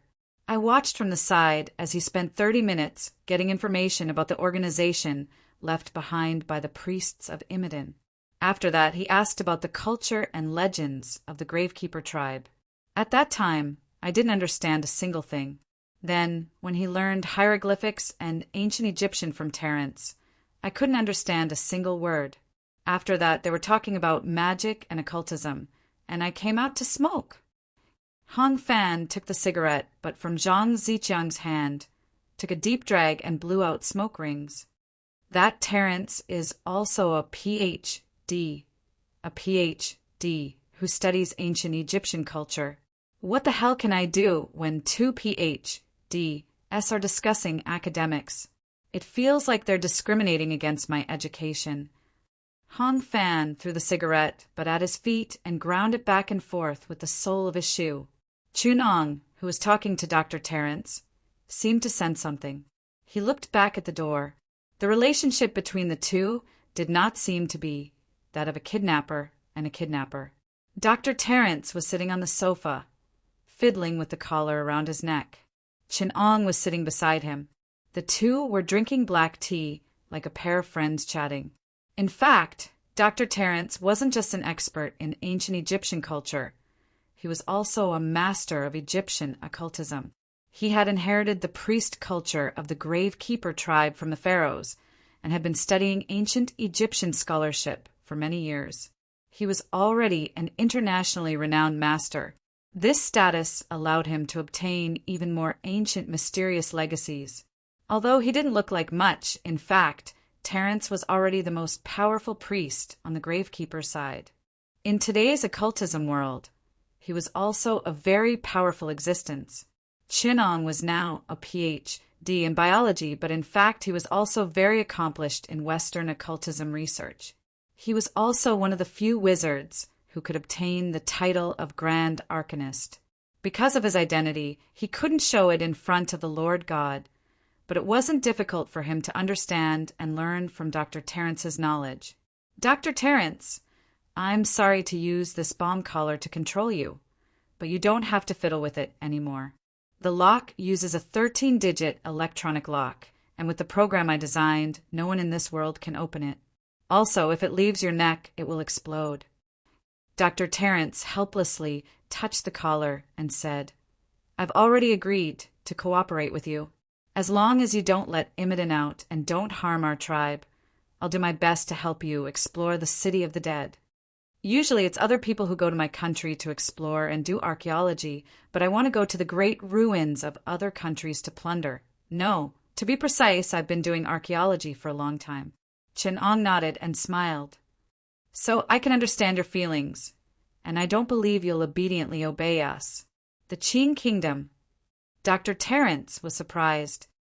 I'd rather you call it China, the Central Kingdom, not the Kingdom of Porcelain. Of course, the fact that you know the word Qing means that you know more about our country than most Western scholars, Chunong explained. The mysterious and great Caries, the country praised by Voltaire. Dr. Terence complimented. My student, Evelyn, is also preparing to search for Hamunaptra, the city of the dead. I believe that you will not disturb the vengeful spirits that have been cursed there for thousands of years. Even though his soul has already returned to the underworld, the vengeful energy from Imhotep's bite will only strengthen his soul and magic power. Anubis favors him. He's even scarier than when he was alive. Once he's released, he'll destroy all life in this land, Terence advised. And the city of the dead is the mausoleum of the pharaohs. The pharaohs have ordered the priests to set many powerful curses there. It's also a taboo among us. All greedy people try to find it, but they usually don't even have their bones left. Listen to me. There's unspeakable horror there. I advise you to cancel your trip. Chan Ong said slowly, "You've neglected the calendar and time. In the ancient Egyptian calendar, this year is the year of the cat, and the Sirius is rising with the sun. It's close to the birthday of Osiris, the god of the underworld. On that day, the moon, Saturn, Jupiter, and Mars dominate the planetary time. The curse of the city of the dead will be at its weakest, and even mortals can enter and leave at will." Terence's facial muscles twitched, and he couldn't help but ask, "How do you know all this?" "I'm sure I've never revealed this. It's a secret among us guardians." Chin Ong nodded. "It seems that I'm right. Have you heard of the Tomb Raider? Every layer of entanglement is a barrier. When I was studying for my doctorate in biology, I also studied for a doctorate in Chinese tomb culture. Professor who taught me how to divide gold and seal acupoints, was a half-family copy of the 16 characters of Yin Yang Feng Shui secret technique. Not only can he defeat Chinese tombs, but he has also done a lot of research on foreign tombs." Terence took a deep breath and said helplessly, "I can take you to the city of the dead, but please don't disturb the souls of the pharaohs." When he said this, he seemed to have lost most of his energy and slumped weakly on the chair. Chin Ong respected this old man who was devoted to his mission. He nodded to him and gave the space to Dr. Terence to adjust his mental state. He retreated from the room and saw Hong Fan coming up to him. He asked curiously in a low voice, "Do you really know about tomb raiding?" Chin Ong answered cleanly, "I don't understand." "Then how do you know when the curse of the city of the dead will weaken?" Hong Fan asked nervously. "The Lord is too cunning. If we foolishly followed the original plot and went to the city of the dead ahead of time, we would have run into him. No wonder the Americans in the original plot dug out the Book of the Dead and Immoden's coffin so easily. It turns out that they also paid attention to the timing." Chin Ong handed him a few large books. Hong Fan looked at the Egyptian and English characters in the books, confused. He listened to Chin Ang's explanation. "What tomb raiding? That's all a lie. The real source of information is these books. In Dr. Terence's library, there's a lot of information about ancient Egypt. It's not true that I know star feng shui, but it's true that I know Egyptian characters and hieroglyphs." "So the reason you asked him to teach you Egyptian was actually to numb him?" Hong Fan asked with his mouth wide open in surprise. Chin Ong had to answer, "On the one hand, and on the other hand, to learn the essence of his knowledge so that I can better understand the relevant culture. After all, Dr. Terence's decades of experience in this field are not fake." Hearing Chin Ang's words, the two could not help but click their tongues. Such a learning ability was formidable. "With this information, we have a lot more places to use," Zhang Zicheng said with a sneer. A hint of gloom flashed in Zhang Zicheng's eyes. He sneered and said, "Now we control the time of departure. I've spent a lot of gold this time to bribe and control those Americans. At the same time, I've mixed the prisoners and prison guards under our control into this team. Now we have absolute control over the two teams going to the city of the dead." Chapter 598. Hong Fan pondered for a while and asked a seemingly nonsensical question. "So you lied to him when you said you were a Ph.D. in China's tomb culture?" "I knew it. You're a biology major. What kind of tomb culture do you know?" "I didn't lie to him," Chin Ong replied. Hong Fan and Zhang Zicheng looked at him and said in surprise, "You said you didn't lie to him?" "Yes, I am indeed a Ph.D. in China's tomb culture. At the same time, I am also a Ph.D. in Chinese literature, theoretical mathematics, organic chemistry, mechanical manufacturing, automation, botany, ecology, genetics, biochemistry, applied physics, and other related subjects. I have 16 Ph.D. degrees in China and 5 Ph.D. degrees in the United States. I am a Ph.D. in engineering and philosophy. Otherwise, how could I become the main researcher of a national project and lead several research groups at such a young age? Hong Fan and Zhang Ziqiang stared at him for a long time and finally left in silence. Chun Ong adjusted his glasses and saw a white light reflected from their lenses. Li Mingyi, who was next to him, saw it and couldn't help but sigh. This is the psychological shadow of a bad student facing a good student. Zhao Yingqi reminded him in a low voice, "Stop talking. Hurry up and organize the report in your hand." Generally speaking, the biggest role of newcomers in story missions was to drag the veterans down. But now, with Chun Ong, they were completely mobilized. In Chun Ang's view, these newcomers who had received higher education in the 21st century were not a drag, but a very valuable asset. Therefore, those white-collar students who were ready to carry guns and charge into battle were thrown back by Chun Ong to do their own jobs. Now, Li Mingyi, who had good grades in school and had received preliminary research training, became Chun Ang's experimental assistant, while Zhao Yingqi was responsible for managing the prison and strengthening control. Xiao Bolong was ordered to set up an intelligence department. Now he was collecting and sorting out relevant information from all corners of Cairo. Lin Gang and Qian Tsunho also took on important positions in the organization. The newcomers began to sort out the documents and formulate the relevant rules and regulations. They had been in God's space for a day, and they were so busy with the documents that they hadn't fired a single shot, even though they were equipped with pistols. In Cairo, an invisible Walo, king, gradually fell with the passage of time. No one noticed that there were more prisoners released from prison in the city. They were extremely adapted to the city. From every street, every dark corner, they sent the corresponding news to Chun Ong. Children shuttled through the crowd in the slums, waiters in high-end clubs, and bus drivers. They became Chun Ang's eyes and ears. In just a few days, Chun Ang's eyes and ears were everywhere in the city. Hong Fan was sent away to install remote monitors in key places. Zhang Ziqiang continued to strengthen his control over the city. He kidnapped high officials and nobles one after another, infiltrating the Suez Canal Company and colonial government. Chun Ong found a group of indigenous chemists from nowhere. Under Li Mingyi's guidance, they learned how to make conch. Evelyn and her brother Jonathan's whereabouts were closely monitored. When they visited the warden, they were routinely given a hard time. Without Chun Ang's permission, they wouldn't be able to see O'Connor. Fortunately, they seemed to be used to this kind of delay and didn't suspect anything was wrong. Chun Ong himself was now in the museum where Evelyn worked. With the help of Dr. Terence, he was modifying a stone statue. Terence shook his head. "Chin, I know you're very capable.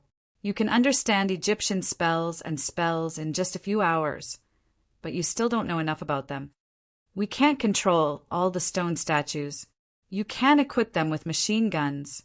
Dr. Terence pointed at the 23 to 2K machine guns in the statue's hands and the ammo box half embedded in the statue's back. He gesticulated and explained there are conditions for the selection of a stone statue. Its appearance, specifications, and even materials have strict requirements. Moreover, it has to go through devout worship and sacrificial rituals before it can be used as a carrier of magic. Don't even think about letting them learn how to shoot and aim. They're warriors of Anubis, not soldiers or warlords. Chun Ang's answer was completely irrelevant. "Studying and programming the human brain is my specialty, Dr. Terence. Don't worry, I can take care of a mere artificial intelligence in minutes. I've already kidnapped the most elite armed team of Cairo's warlords. When it's time for the divine ritual, I can change the spell and use their souls to replace Anubis and give these stone statues virtual intelligence. By then, they'll be better at shooting than anyone else." Dr. Terence was about to break down. He yelled, "Oh my God, You change the spell and the magic text. It's useless. I'm proficient in 16 ancient languages, and I know 28 ancient languages. I'm also a grand arcanist who's proficient in summoning, transformation, evoking, and necromancy. As a golden immortal who's been recognized by the heavens, I'm at least multiverse level in occultism. If I don't know, who does? Chin Ong replied domineeringly. Don't put armor on the jackal-headed stone statue. Oh my God, it's made of divine stone. You can't just modify it. Dr. Terrence begged. Please let go of my collection. They're going to be useless after you modify them so carelessly. My mummies. They're made of linen soaked in sinners' ashes and precious spices. They were the best warriors when they were alive. Even if you gave them grenades, they wouldn't know how to use them. You can't use acid to replace quicksand. The scarabs can't be half mechanized. Oh my God, are you putting laser emitters on them? Strong acid won't work either. Not strong acid. Then what is this? Liquid bomb. Don't modify the scepter and the altar. Are you writing the runes? Junie runes? What's that? My oracle bone script. When dusk arrived, Zhang Ziqiang, who had hurriedly rushed back from Suez Canal Company, saw a scene he absolutely could not have imagined in the squad's headquarters prison. A steel jackal head statue clad in full armor stood on both sides, 2 machine cannons in its hands, an enormous shield on its back. Meanwhile, Chen Ong stood in front of it and explained, "This is my newest work, Defender." Its two-handed machine gun is a 23 to 2K machine gun designed by our country. I've modified and adjusted its structure. It's very suitable for urban warfare and frontal combat. It can fire 16 rounds per second, which is enough to suppress an enemy team. It has 2 internal ammunition, which can only provide it with full power for 10 minutes. Also, Captain and the others didn't prepare enough ammunition. It can only be changed 3 times, and it can only provide fire support for half an hour. When it's used up, it can only be replaced by the British machine guns. So, it should be used at the most critical moment as a trump card. Zhang Ziqiang looked at the jackal-headed statue that even its mother couldn't recognize and said, "It's already like this. Does Anubis still recognize it? Are you sure it can move?" Chen Ong nodded and said, "I changed the ritual and runes to deceive Anubis, making him think that this is still his warrior. Look, isn't it still a jackal-headed statue? All I did was modify its material and provide it with the latest weapons." Bullsh *T. Everyone snorted. Other than the statue, it has nothing to do with Anubis at all. It's been changed to this state. Anubis's divine power is the source of the spell, activating the material of the defender. I used the souls of elite soldiers to replace the virtual intelligence and reprogrammed it, giving it the corresponding judgment and combatability. I also improved its structure. Because of the steel inside the shell, it's heavier than before. While it counteracts the recoil of the 2 machine guns, it also slows down its agility. However, even in close combat, the Defender has infinite strength and power output that surpasses that of excavators. It's not afraid of samsara travelers below 6 stars. Also, Chen Ong controlled the Defender to open the nozzles on its shoulders and explained, "I also have a built-in flamethrower. Because special additives have been added to the oil, the temperature and adhesion have been greatly improved. Don't be fooled by its inconspicuous appearance, but the formula of the accelerant is on the same level as the aviation rocket, and this bomb-throwing mummy can carry up to 25 grenades. If we use the good stuff that our logistics department carries, its lethality will be high. Even if we use the current outdated equipment, it will still have a good supportability. There's also the strong acid mummy, the poisonous mummy, the plague mummy, and many other varieties. Unfortunately, due to the lack of raw materials, I can only make 2 of each. Currently, Professor Terrence is fully cooperating with us to collect the materials. In a week at most, I can upgrade the product to the 3rd generation and expand the number to a standard 18-man team. This is the strong acid scarab, and this is the flaming scarab. They are all the scarab puppets that have been modified with strengthening acids and flame retardants. There's also a living plague scarab. Because I've cultivated a few viruses, it's not convenient to use it temporarily. However, you can trust its lethality. It's definitely not a problem to kill most people in Cairo. It's a weapon of mass destruction that I have specially modified. Other than that, there are some other products, but they can't form a large-scale combat force. They can only be used as reserve technical equipment. I've made some experimentally. At the same time, I'm also researching other weapons. Although there's currently no industrial support, and it's difficult to produce poison gas on a large scale, I've already gained inspiration from the curses in witchcraft and divine arts. I'm currently modifying the poison gas using both magic and science. At the same time, I'm also making several mutated biological weapons. Chin Ong closed the experimental records in his hands and finally concluded, "The military power and weapons in our hands are developing rapidly. When I've finished researching the cursed virus and cursed mutated scarab, we'll have the power to directly fall out with England. We can already carry out large-scale attacks and fatal strikes on Cairo and the surrounding areas. We're trying to prepare to carry out an extermination attack on England, but it's too difficult. We don't have enough time and materials. Please continue to work hard." Chan Ong finally said, "As for our main enemy, the Samsara travelers who are expected to arrive, we've already made material and weapons preparations to fight them for a few months. We've already prepared intelligence, surveillance, and control. We've also prepared a surprise attack team. We can remotely control the defenders and the mummies at any time to carry out attacks." "Wait!" Hong Fan suddenly reacted.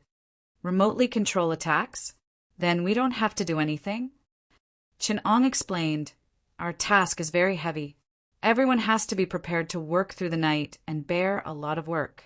At the same time, you have to be responsible for the plan's adjustments and maneuvers at any time, including on-site leadership and monitoring. Assist the mummies and the defenders to carry out attacks." He made way for an ancient altar behind him and said solemnly, "This is the core of the remote command system. I'll be here to command the defenders and the mummies to fight. The location of the temporary command center will be an absolute secret. Only the 2 veterans and I can enter and exit at will. At that time, the prison will be the supply point and the second command center.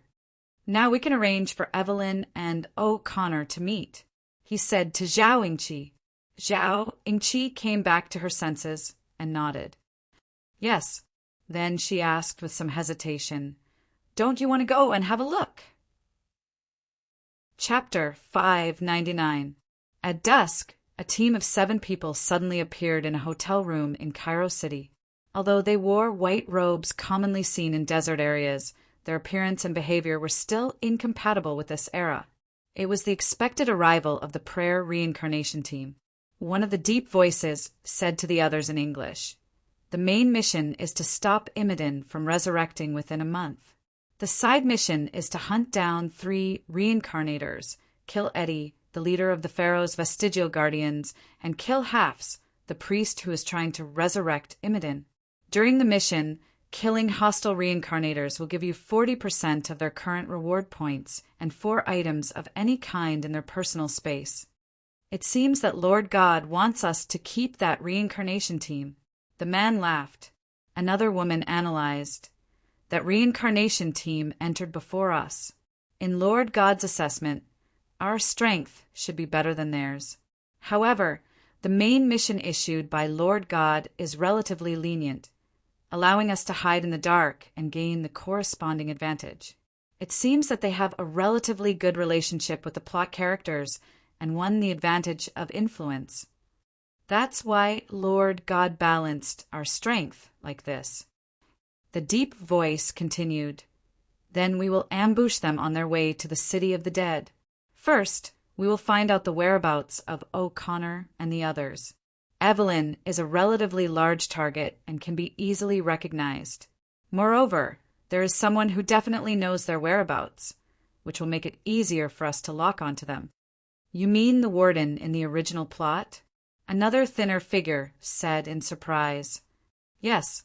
The woman continued. The warden is the sponsor of Evelyn's operation and wants 25% of the treasure. He will definitely know Evelyn's whereabouts. Otherwise, what if she runs away with the money? The enemy is in the dark and we are in the light. Moreover, our strength is far better than theirs. This time, we will definitely win. The thin figure said proudly. Johnson, don't be too proud. The deep male voice said hesitantly, I feel something is wrong. If we really have a great advantage, as we think, then Lord God's main mission will not be so lenient. Or perhaps they would send a weaker team to take over. Since they arrange for us to enter, then that team must have a trump card that can compete with us. Be careful. Everyone responded and prepared to leave the hotel for the library and prison where Evelyn worked. Their appearance in the lobby of the hotel was a little conspicuous. Several locals, and even the waiters, were staring at them. When they saw the man in the lead purposely reveal the weapon at his waist, they retracted their gazes and behaved themselves. These people did not feel that there was anything wrong with it. They had always done this when carrying out a mission. There were people coming and going here every day. Who knew who they were? But when they heard that they had left, a few of the guests who were drinking in the hotel lobby left in a hurry. After a while, even the only waiter quietly ran to the back door and said something to someone. This happened several times as they walked, and it became less frequent, especially after they had paid handsomely for the addresses of the city's prisons and libraries. Tens of minutes later, the information regarding these people was delivered to Chin Ang's desk. Zhao Yingqi stood in front of him and nervously reported. Today, there were several reports regarding them. They wore gorgeous clothes and were dressed mysteriously. They even had weapons and asked our people for the address of this museum. I have already arranged for people to pay attention to them. Chinong nodded and said, Well done. When you sent the first report, I had already sent scouting scarabs to monitor them. They should be the people we are looking for. Captain Zhang and Hong Fan are on the way. After Zhao Yingqi left, Chinong put down his book and stood in front of the window. He looked at the walls of the museum and muttered to himself, The prey has fallen into the trap. They were clearly in a disadvantageous position, yet they could not analyze it. When there is a black hole in the information, they actually dared to split up. You guys are courting death. It seems that dealing with you guys is easier than I thought. More than 20 carefully selected gangsters, prison guards, and gendarmes quietly set off from the stronghold. Some unidentified people gradually appeared at the places where the reincarnators were hiding and slowly surrounded the entire area. A few large trucks drove out from an inconspicuous courtyard behind the museum. The trucks seemed to be carrying something heavy. Just as everything was progressing in an orderly manner, a tall young man who was silently wiping his sword among the reincarnators hiding near the museum suddenly raised his head and said, Something's wrong! There are people moving around stealthily nearby. Jen, use your spiritual search to check. The woman pressed her index finger on her temple. After a while, she raised her head and said, There are people surrounding this place. They are ordinary people and seem to be gangsters. We might have been discovered. I don't know if the local powers discovered them themselves, or if they are working with the reincarnators and aborigines. The tall young man's face was also not looking good. I'll go catch a tongue and ask. Someone said as he stood up and walked towards the door. At this moment, Jen suddenly shouted, Jude, get down! The reincarnator called Jude didn't understand what was going on before he was shot down by a fierce barrage. The huge crossfire tore apart his upper body with dozens of bullets per second. Jen, where are they? The tall young man pulled out his sword and roared at the woman. There are people at the entrance and the back door. They are hiding in simple bunkers and arranged according to the firing point. The machine gun that killed Jude came from a black thing. Damn it, it's a cannon. It's a reincarnator. Chen Ong stood in the middle of the altar and used his spirit to descend on the summoned creatures and puppets through the runes and sacrifices on the altar. He chanted a mysterious spell in ancient Egyptian, and the mummy he possessed suddenly turned into sand. A sinister curse was attached to the spiritual force that was probing out from the courtyard.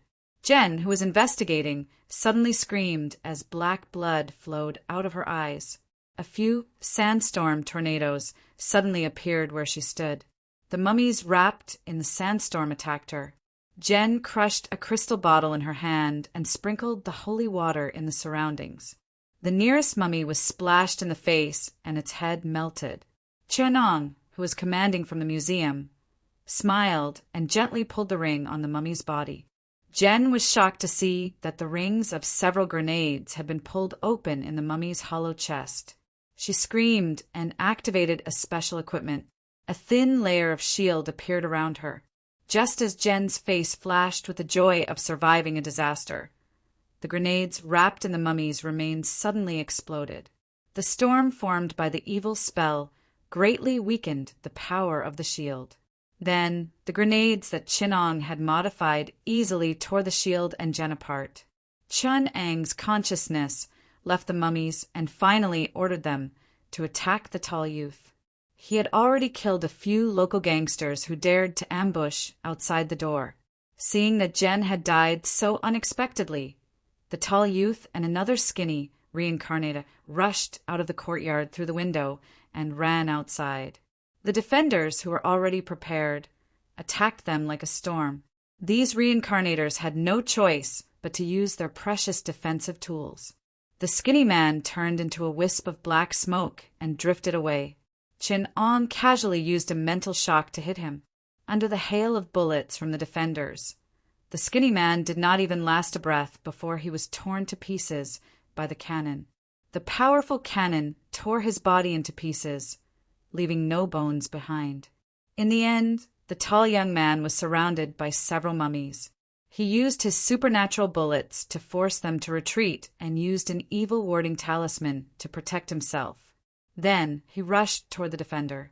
He pushed his movement technique to the extreme, taking advantage of the defender's lack of agility and the momentary delay in aiming, and successfully ran to the defender's side. He casually stuck a magnetic explosive on its body.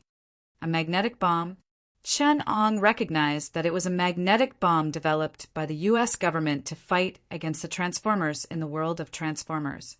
Although the defenders were equipped with thick armor, it was still not comparable to the Transformers. This magnetic bomb was enough to kill the defender that Chen Ong had painstakingly modified. Thankfully, Chen Ong was very familiar with the principle and structure of this kind of bomb. He casually used a mummy and the flesh and blood of the gangsters that had been killed around him. Their full skin shriveled, and their flesh and blood turned into corrosive black fog that seeped into the magnetic bomb and corroded the electronic components inside. More black fog turned into a curse and drilled into the tall man's body. The man who was focused on fighting suddenly blacked out and lost his vision. A flowing flame suddenly shot out from the chest of the defender in front of him, igniting him. The tall man who was screaming in pain had his curse triggered by Chenong. The flames outside his body and the flames formed by the curse in his body fueled each other. In a few breaths, the tall man was burned to ashes. The captain of the prayer team, who was waiting for the warden, suddenly heard a series of notifications. One member of the prayer team has been killed. One member of the prayer team has been killed. Your teammate number 81278 has been killed. The notifications were repeated so many times that he almost thought the main god's notification would be repeated 3 times. The infuriated captain roared, "Who did this?" At that moment, the door of the warden's office burst open. 2 machine guns fired into the room. The captain roared and rolled on the ground.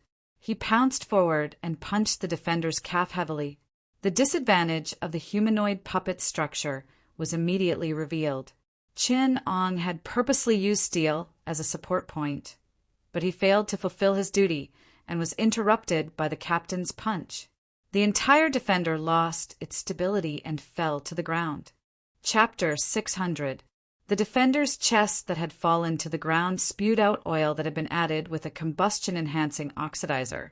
The blazing flames rushed towards the captain, but the leather armor on his body emitted a dazzling white light, isolating him from the flames. Taking advantage of this moment, the captain quickly retreated. The oil that had stained his trousers was decisively cut off by him. He rolled towards a hidden place and transformed into a small, red-eyed, but the moment he landed on the ground, he flew towards the air vent. At this moment, the reincarnator who had rushed outside the wall suddenly let out a blood-curdling scream. His entire body had been pounced on by a dozen sacred beetles. The poisonous sacred beetles sprayed venom on his body, mixing with his skin and flames, making him look extremely miserable.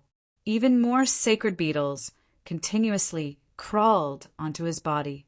The reincarnator's resistance became weaker and weaker, and he was finally submerged in the swarm of sacred beetles. The last reincarnator took out 2 pistols and was the first to hide under cover. However, when he raised his head, he saw a mummy that had turned into sand waiting for him above his head. With a loud shout, he fired repeatedly with both pistols. The supernatural bullets that had been smeared with holy water turned the mummy into a sieve. However, the mummy only spat out a mouthful of poisonous sand.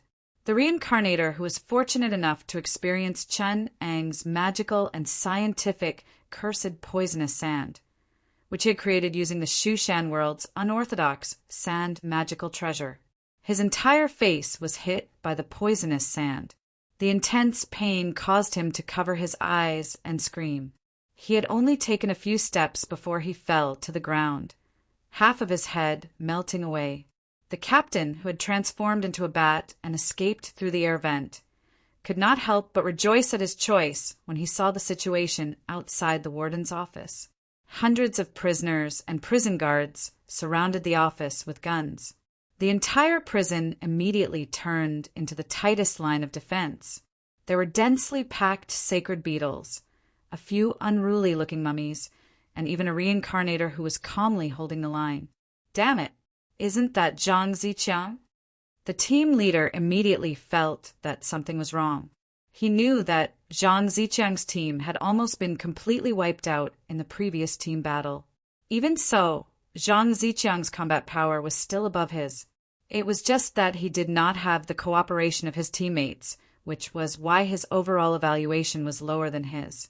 Although he did not know what kind of medicine Zhang Ziqiang had taken to design such a meticulous and murderous plan, the team leader could smell the aura of righteousness behind it.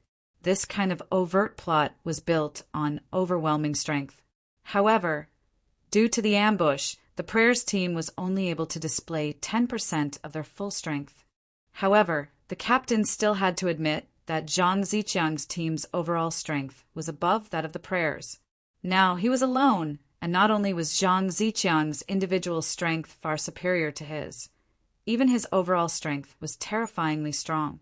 The team leader couldn't help but think, could it be that I have to use items to offset the penalty for failing the main mission?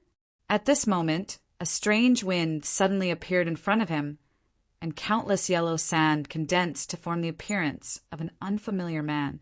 Chunong had used the most special mummy he had modified to transform from the museum to the prison thousands of meters away.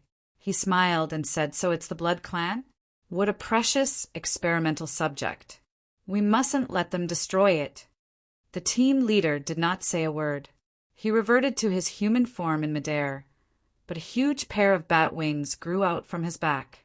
He nimbly circled around in the air like a huge grayish-black bat, and his movements were extremely mysterious.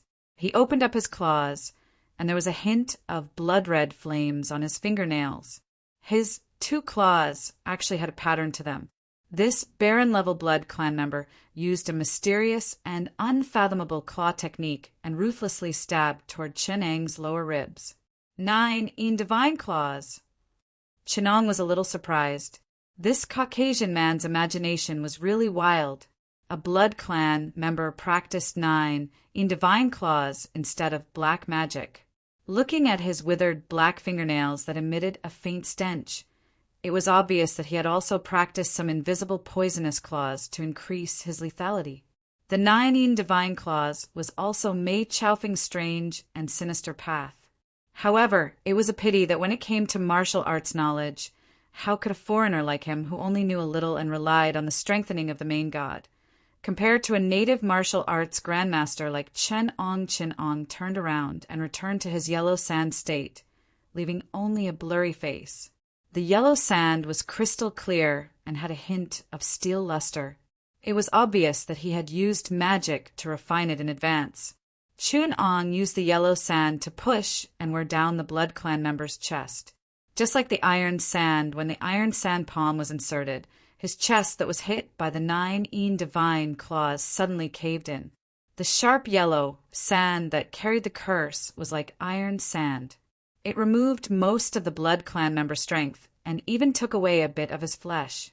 Ignoring the blood flame on the Blood Clan member's claws, the yellow sand intertwined along his arm.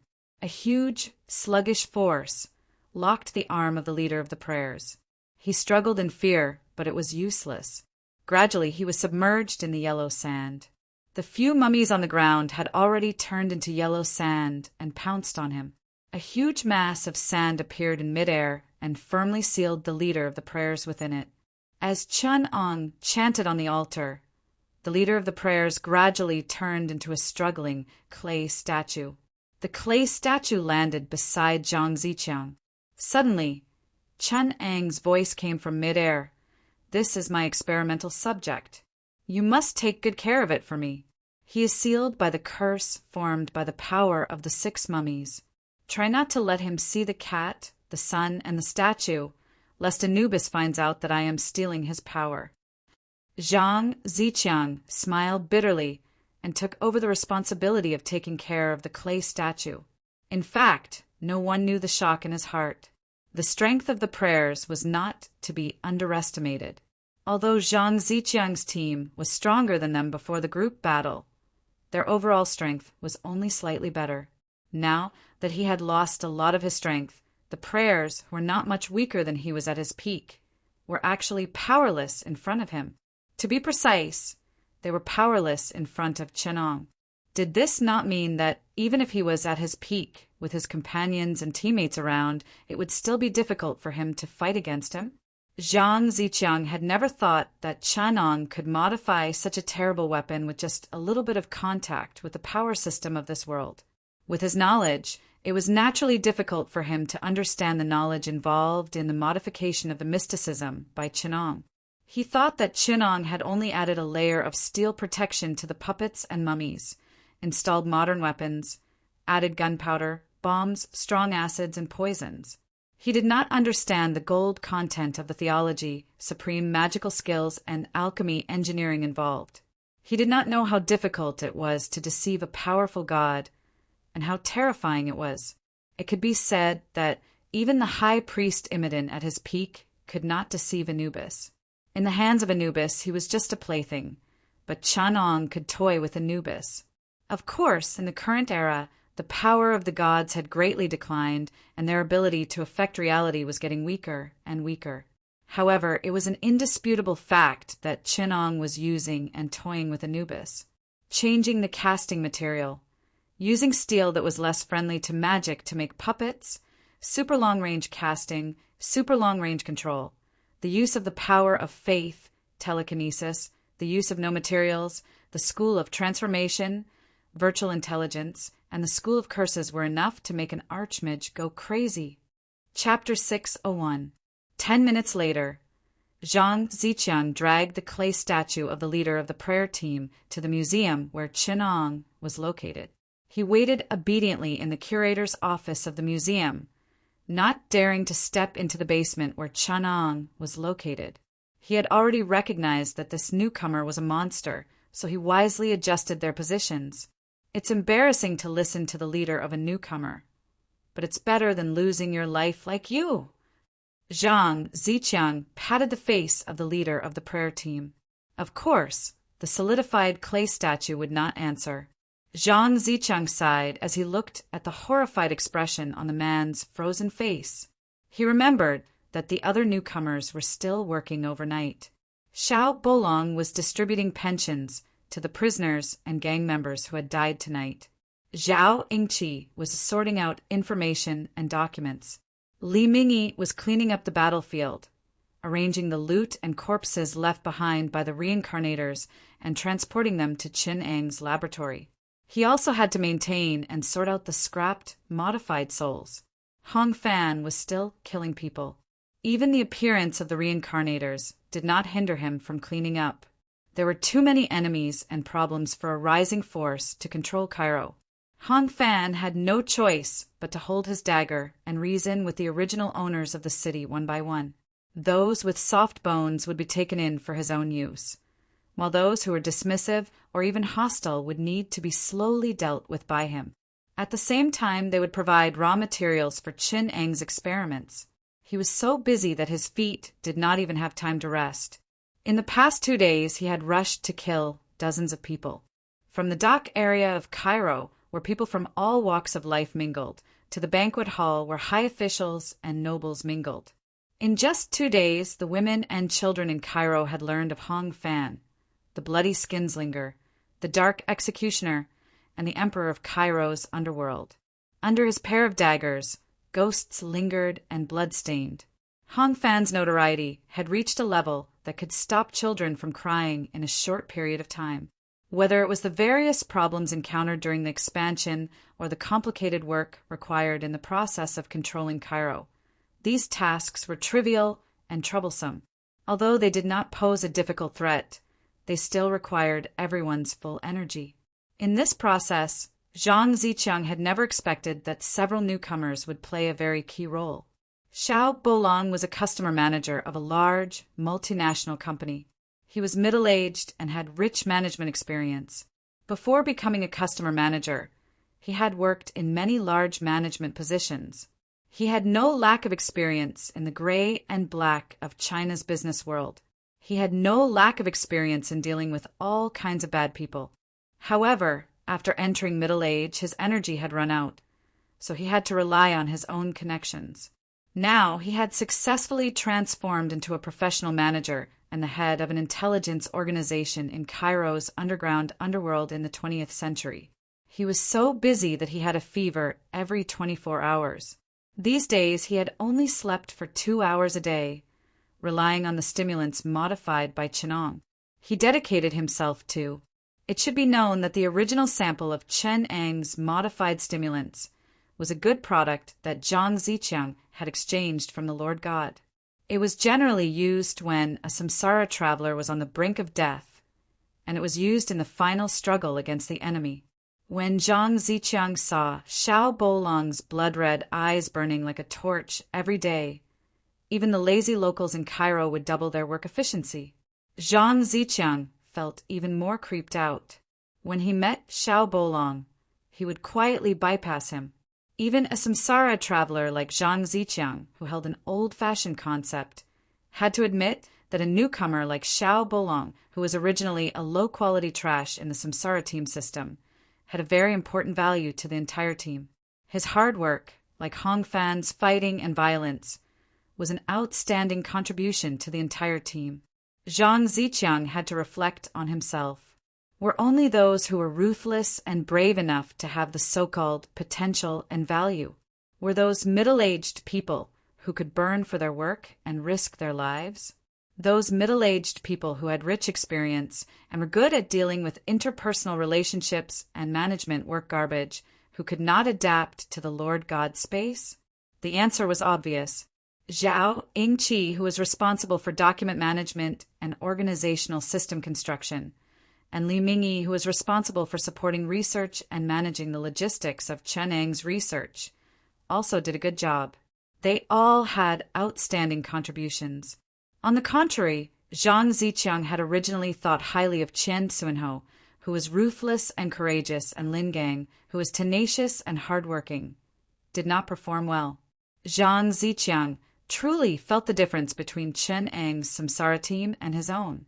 Chinong was more used to using hard work to create a comparative advantage, dragging the opponent into his rhythm.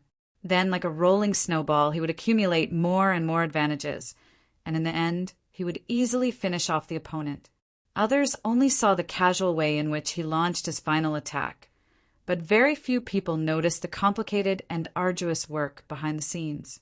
It was hard to say that this style was better than the violent, sneaky, and infiltration combat of other samsara teams. After all, other teams did not have the accumulation of knowledge and work efficiency like Chinong. But in Chunang's hands it had amazing potential. The sound of a mechanism opening came from the basement. Zhang Ziqiang turned around with a flattering smile and saw Chinong, who was wearing a white coat, rushing out of the basement.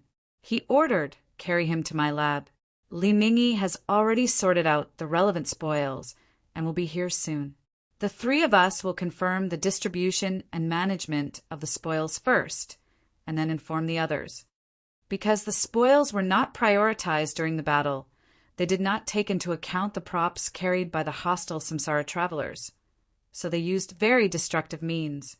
In the end, the spoils were not rich. From the samsara team that went to the museum, they finally obtained a large number of firearms, a small amount of electronic equipment, and great wealth of gold, diamonds, and so on. However, the props unique to the samsara travelers were only a few bottles of holy water, some blessed bullets for spiritual creatures, a war blade, a magnetic high-explosive bomb, a few broken amulets, evil-warding amulets, the body of a psychic power user, and a piece of equipment that could vaporize people. Most of the personal items of the samsara travelers were damaged in the battle. In addition to some reward points obtained from them, the rest of the items in the personal space could only be obtained after returning to God's space. Zhang Ziqiang first picked up the war blade that was half the height of a person. Because of the intense burning, it looked a little dark. God gave its attributes. Damaged blade of curse. Grade B equipment damaged. Chop power increased by 20%. It comes with a bleeding curse that can be stacked 12 times. It comes with a poison curse that can be stacked 9 times. It comes with a slow curse that can be stacked 3 times. Because the equipment was burned, the effect is reduced by 40%. It can be repaired after returning to the space. Zhang Ziqiang cursed, "Damn it! If this attribute was used on a dagger, it would be the best assassin equipment." Old Hong's eyes were red when he saw it, but it's a waste to use it on such a heavy war blade. This attribute should be used on a weapon with a fast attack speed. How many wounds can such a war blade make? It's better to kill it with 1 slash. Chun Ong took the war blade and studied the inscription on the handle and blade for a while. He handed it back to Zhang Ziqiang and said, "This is a sacrificial knife used by the Mayans to offer sacrifices to the gods. It is used to chop off the head of a blood sacrifice. The long-term drinking of resentful blood and the baptism of the sacrifice's divine power allowed the Mayan divine text on it to have extraordinary power." "But," Chen Ong said scornfully, "it's flashy, but not practical." It's very difficult to inscribe inscriptions on weapons that are really used in battle. This is because you have to consider whether the inscription will be damaged during battle. Therefore, it won't be like this war blade, which has such a long inscription. It's very easy to be damaged during chop and chop. The fragmentation and blurring of the inscription will greatly reduce the effect of the enchantment. But in a real battle, how can the enemy be as defenseless as a sacrifice? So don't open it. Its effect is strong, and the inscription is still well preserved. The samsara traveler who used it must have spent a lot of reward points to repair it after every mission. And it can't be a dagger, because a dagger can't carve such a long inscription. In general, this is not a piece of equipment suitable for battle. Zhang Ziqiang looked at Chanong blankly and suddenly sighed. "Big brother, I'm kneeling. You're not a scientist. You're an alchemist." As he said that, he looked at the war blade no longer as reluctant as before. He threw the precious equipment back on the long table in front of him without hesitation. Chapter 602. Chun Ong continued, "This holy water is a positive energy material that has been processed by divine magic. It can directly dispel negative energy and can also be used as a material for other magic rituals. I can use it for some research and to create blessed bullets that are targeted at the undead and evil creatures." Chun Ong picked up a blessed bullet and showed it to everyone. This was a silver-white bullet. On the bullet head, there were 2 mysterious runes engraved. Li Mingyi only felt that this was a very beautiful piece of art. Only when Zhang Ziqiang held it in his hand could he feel a kind of holy radiant power, which should be the positive energy that Chun Ong mentioned. Zhang Ziqiang grinned and said, "Oh, what a high-end item." He shook the blessed bullet in his hand and looked at the hundreds of similar bullets in front of him. He sighed. The praying team must have checked the information of the next mission in advance. Otherwise, they wouldn't have prepared so many blessed bullets. This type of blessed bullet costs 20 points in the realm, and there are nearly 100 of them here. Considering that this is only carried by one person, they must have spent at least 10,000 points. If the next mission is not a supernatural or magical world, they will suffer a great loss. Chun Ong picked up a blessed bullet and smiled. The inscription on this bullet is rune, and the material is mixed with silver. After a special magic ritual, it can carry positive energy. That special magic ritual should be the so-called blessing of the church. The church in this world is likely to have this power.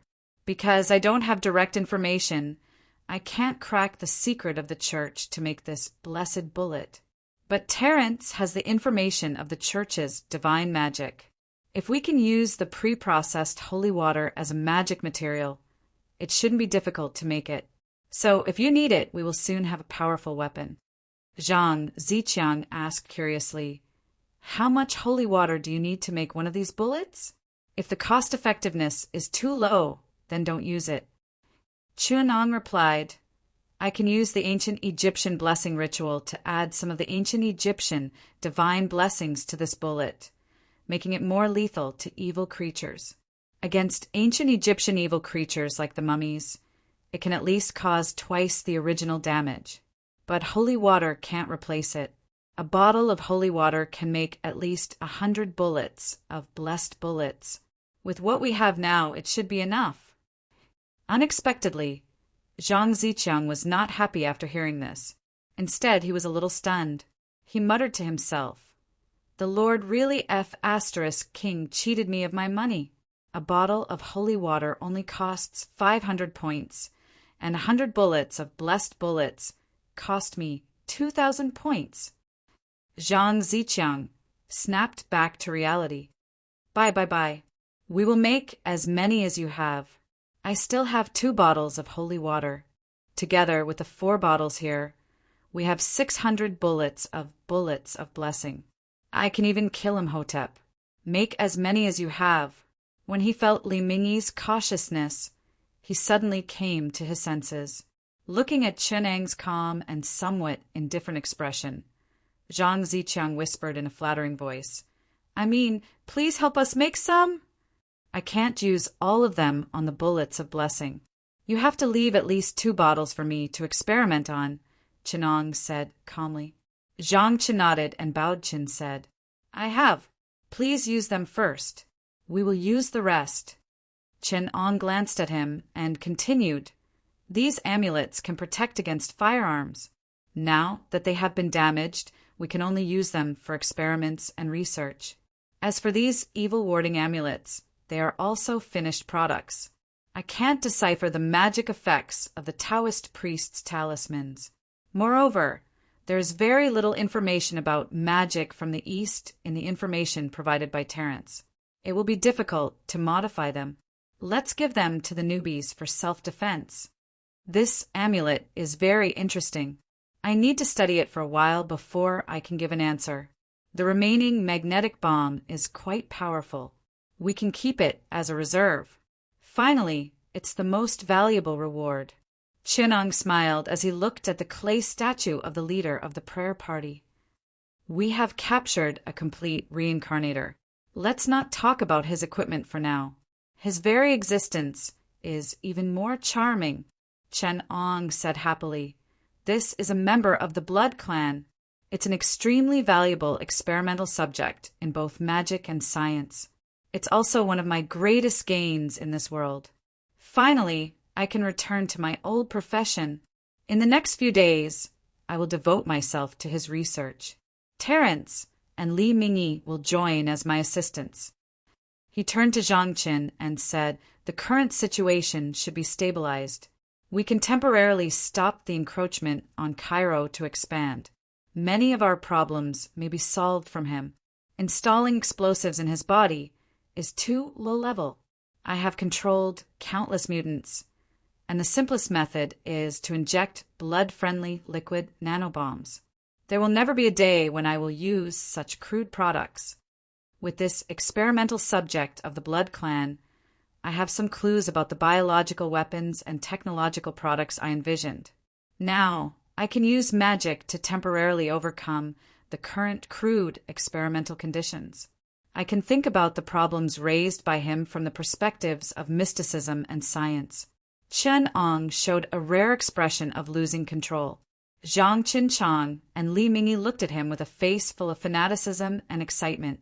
Chen Ong almost could not wait to chase them out. He did not even do any experiments related to the holy water and devoted himself to the preparatory work. At dawn the next day, Li Mingyi and Dr. Terence, who had slept for a while, were summoned by Chen Ong to the underground laboratory of the museum. Chen Ong casually opened a small drawer next to him and took out 6 dangerous-looking blue syringes. He handed them to them and explained casually, "This is my newly modified refreshment drug.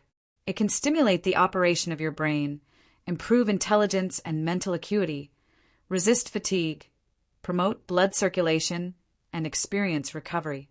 1 syringe is enough for you to work continuously for 3 days. Now, none of you here have 24 hours a day. Devote yourself to the research. At the same time, I have also modified a blood sacrifice magic. Every hour, 3 men next door will be sacrificed to Anubis to provide you with energy." Chen Ong finished talking and got ready to work. Li Mingyi was a little shocked. "This thing? There are no side effects?" He looked at the blue syringe and asked with some fear. Professor Terence, who was next to him, had already injected the drug into his veins. He smiled bitterly and said, "Of course there are side effects, but you have no choice, right? You see, I am already so old, but I still have to suffer with you. Just accept your fate." In the end, Li Mingyi could not help but throw this question to Chen Ong. Chen Ong answered casually while preparing the surgical equipment and magic materials. "Of course there are side effects, but you do not need to know, right?" He asked Li Mingyi calmly. Li Mingyi looked at the madness and indifference in the depths of Chen Ang's eyes. His whole body trembled, and he replied shakily, "Yes, I will inject it now." Hong Fan sat across the desk of an Egyptian officer with a tired face. He supported his face and asked in a low voice, "Then, Sir Captain, do you want to cooperate with us? Or do you have other requests?" The bearded captain said with a greedy face, "Sir, I do not mean to offend you, but my men also need pocket money. As long as you can give me 20%, I will turn a blind eye to the actions of your men."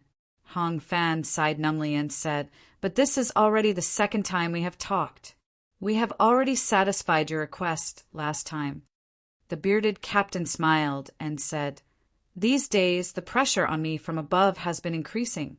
They want me to immediately report some of the small movements in the city. I am also bearing the risk.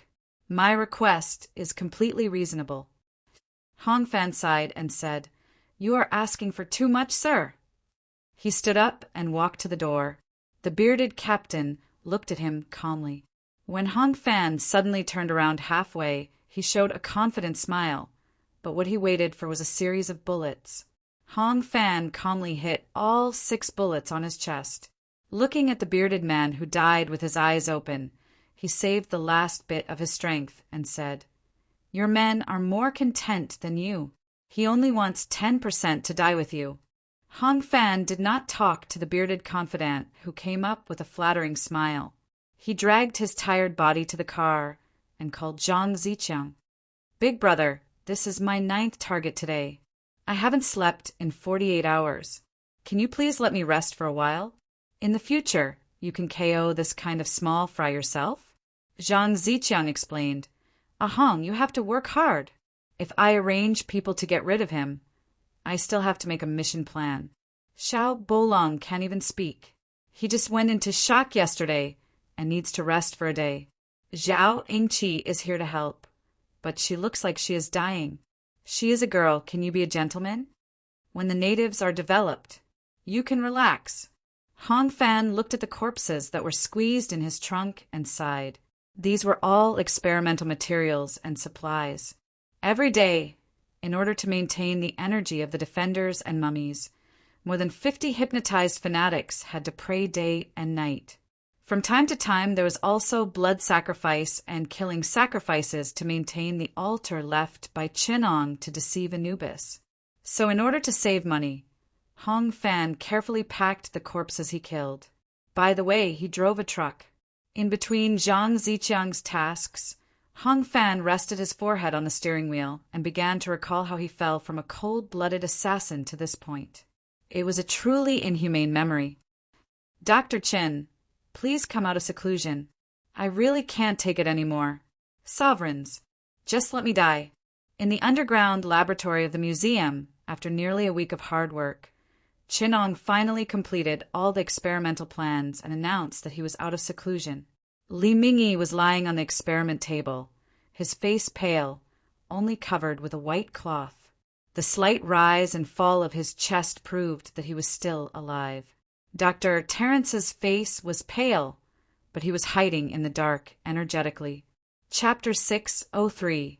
Dr. Terrence glanced at Li Mingyi worriedly. He turned around and asked, Chen, is Li really okay? I feel like he's out of breath. Without turning back, Chenong said, It's the side effect of the stimulant. I've already prepared a concoction to treat the long-term overdraft of vitality, but he just doesn't want to become a vampire, so he can only recover slowly. I injected him with the blood serum. Although it doesn't change his nature and can only replenish his vitality, it's enough for him to recover. Terrence shook his head. Chin, you should know that Li is still young. He won't understand the fear of death that only old people like me have. That's why he's worried about changing his human identity. That's understandable. But the initial concoction and experiments only changed his body in the form of a virus, right? Chin-Ong explained. We haven't reached the step of completely changing his human identity, right? The virus we concoct is just a biochemical concoction technology. It can increase one's strength, agility, and recovery. At the same time, it's just a fear of light and a desire for blood. There's still a long way to go before he becomes a real vampire. Terrence nodded in agreement. He sighed. For immortality, I have no choice but to walk this path. Chin, I'm willing to be your test subject, but don't forget what you promised me. When Terrence and Chinong were studying the captain of the prayer team, they made great progress from this blood-breed baron. Now, the virus that turned Terrence into a blood-breed state was extracted from the captain of the prayer team. Of course, the captain of the prayer team did not obtain the blood-breed bloodline from the world of Legend of the Night, but a bloodline strengthened by the Lord God.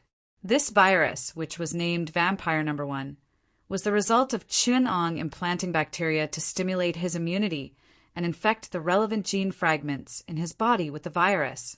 After a large number of experiments and modifications, he extracted the corresponding functional gene from it and cultivated a highly sensitive virus that was symbiotic with the human body. In other words, the captain of the prayer team was actually equivalent to a completely different kind of creature. Through the strengthening of the Lord God, he had turned himself into another life form, the Blood Clan.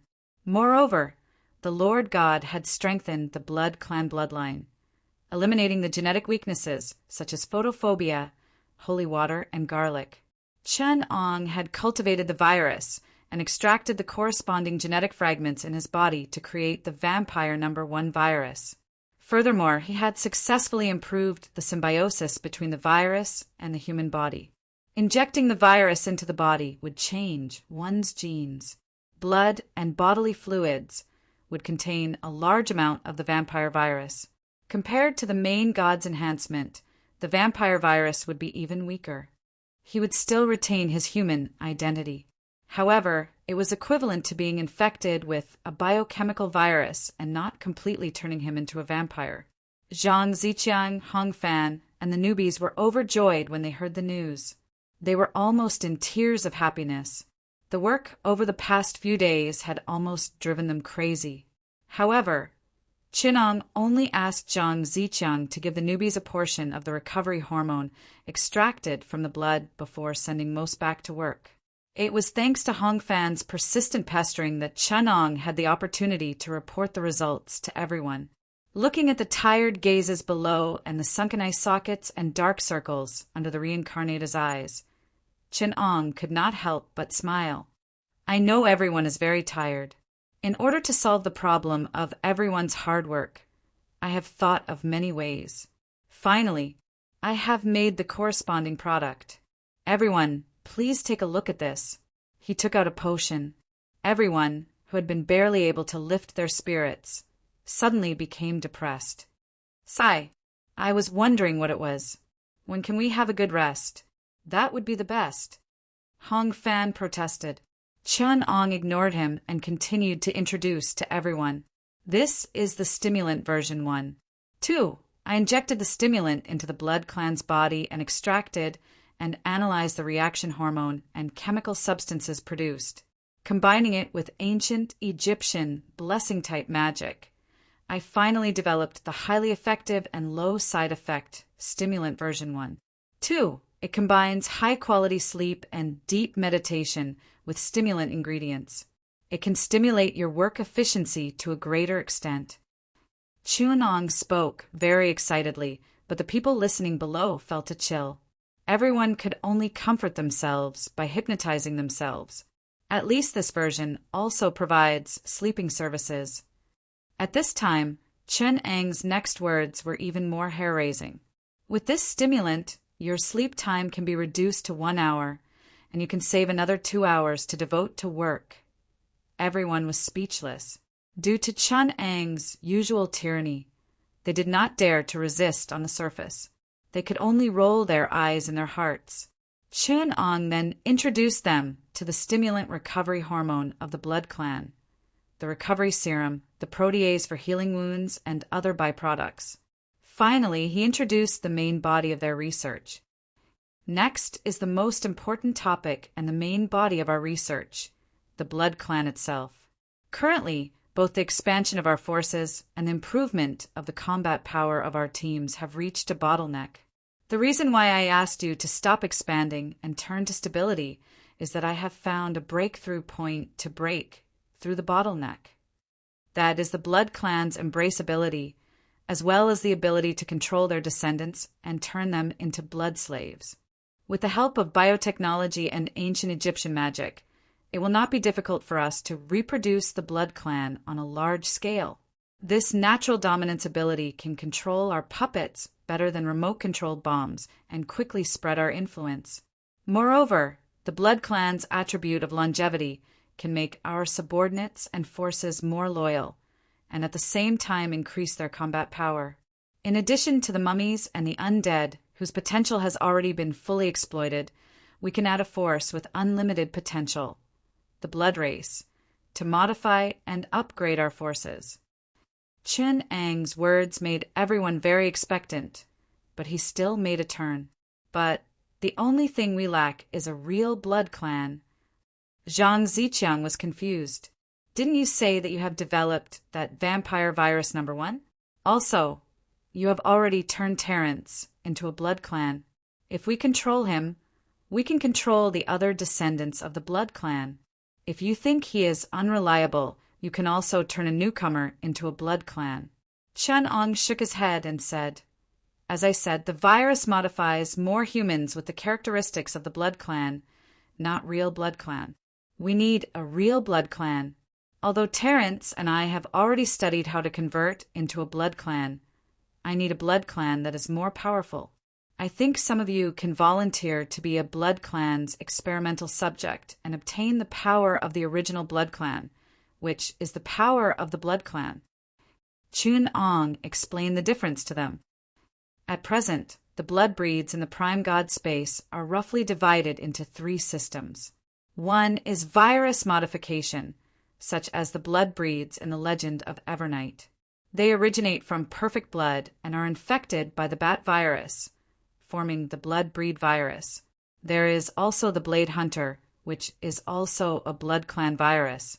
We can call this type of blood clan virus.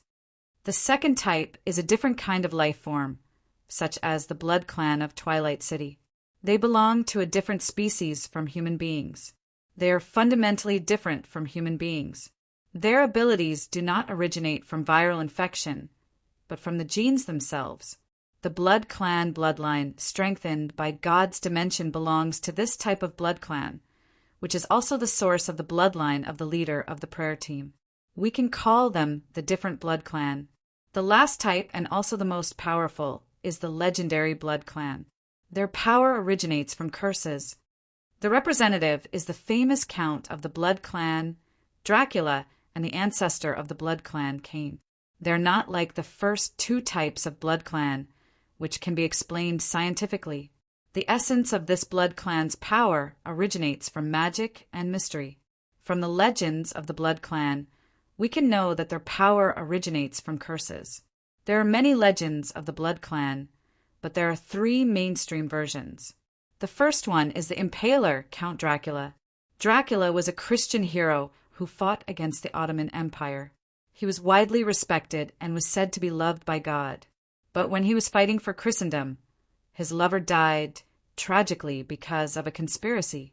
Count Dracula, who returned to the castle, cursed God angrily and pierced the holy image of Jesus with his knight's spear. God himself cursed Dracula. He caused the holy image of Jesus to bleed.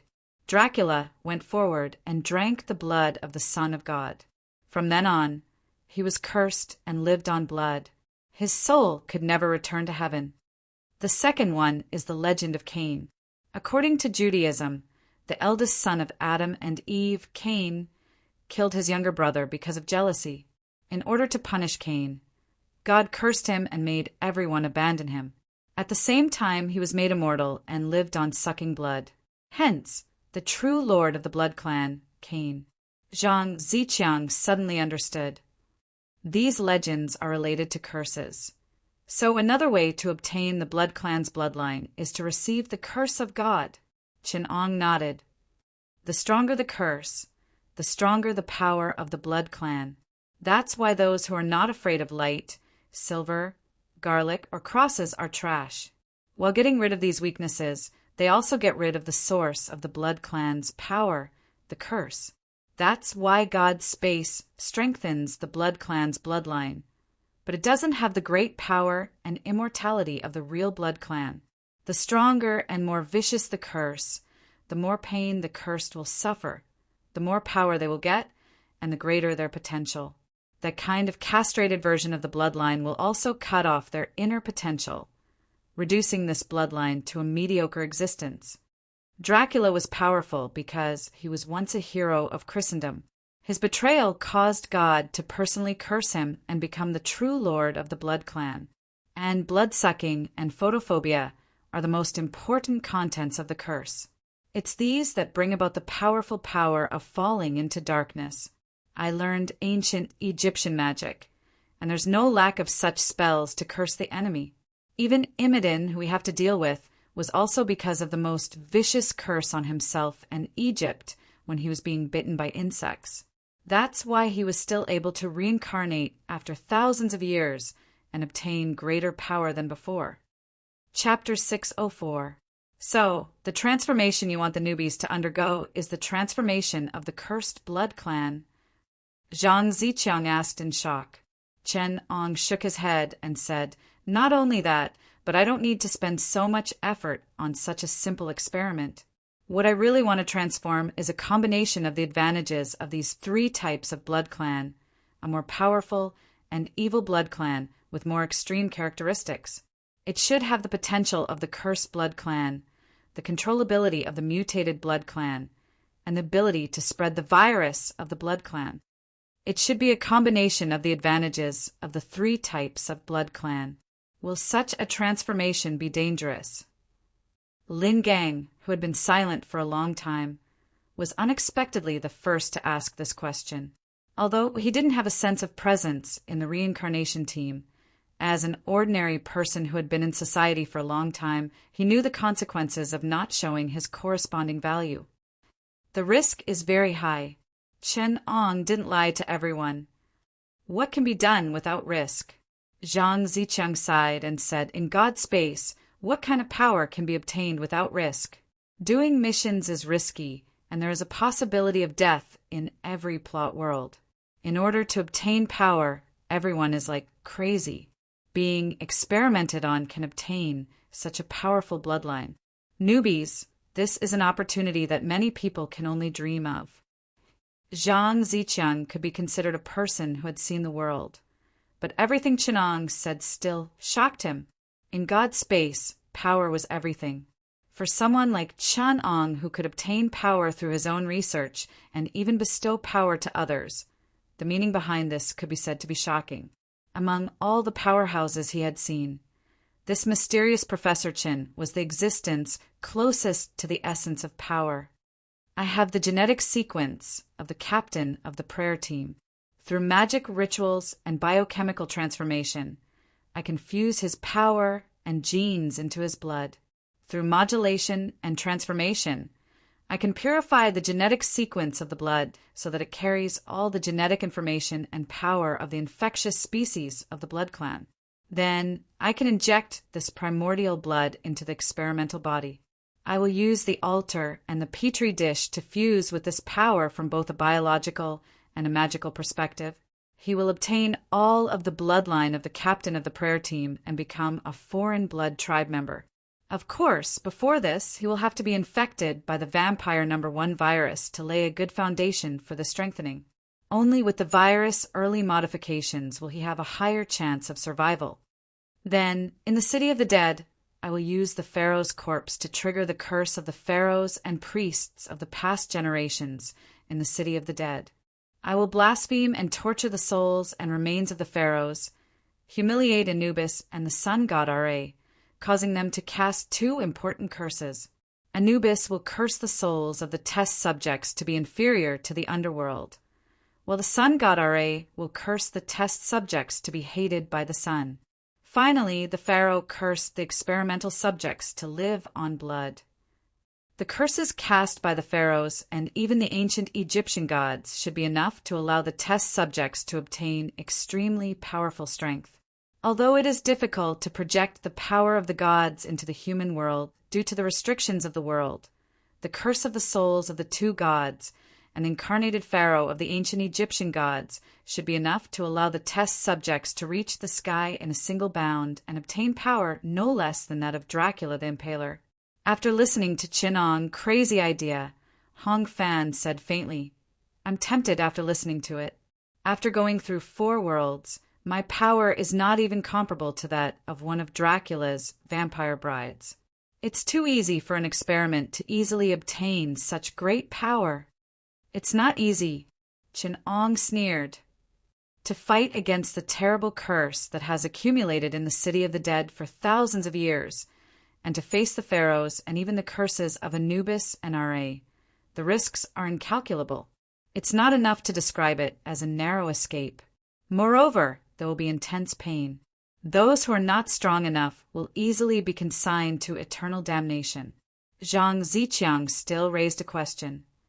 Didn't you promise, Terence, not to disturb the pharaoh's soul? If we do this, it will be a complete fallout with the guardian tribe. Chin-Ong replied in a strange tone. In fact, he was the one who came up with the idea. When the time comes to trigger the pharaoh's curse, we still need him to cooperate with us. I originally just wanted to squeeze out Immoden's curse. In the process of sealing him, I wanted to find a way to turn his resentment towards Cairo and the 10 curses into a curse against the experimental subjects.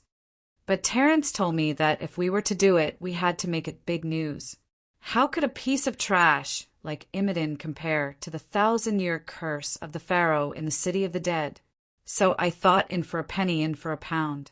Since we've already offended him, we might as well drag Anubis and Ra into it, borrow their power, and imitate the way God cursed Dracula. So it was a safer idea, but the two of you encouraged each other and made such a terrible thing. Hong Fan said with a bewildered look. Chinong asked, "If it were you, what would you choose?" Hong Fan thought about it and sighed.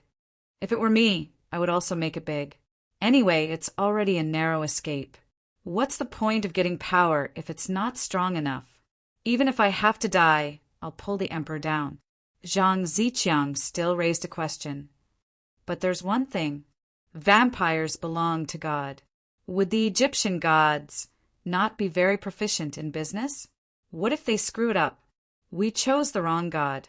So why don't we let God curse? Isn't there also the British?" Chen Ong said sincerely, "England is a Protestant country. Generally speaking, the Vatican that God manifests to curse belongs to Catholicism. Both of them say that the other is heretical. And who told you that vampires belong to God? The earliest legend of vampires came from Egypt. Instead, it's the Western Vatican that's suspected of copying it. The Egyptian goddess Sekhmet is famous for her bloodthirst. According to the Egyptian Book of Death, if the part of the soul called Ka doesn't receive enough offerings, it will leave the tomb to suck blood. In Egyptian mythology, the Lord of Power, Seth, was the brother of Osiris. In the oldest Egyptian mythology, he was the biggest enemy of Osiris and Horus, Anubis's father. Because of jealousy, he once again killed his brother, the god of the underworld, Osiris, at a banquet and gouged out one of Horus' eyes. What will you think of when you hear this story? The story of Cain and Abel? That's right. Seth and Osiris are the predecessors of Cain and Abel. The Bible copied the relevant legends from Egyptian mythology, just like how Christmas copied the ancient Roman Saturnalia.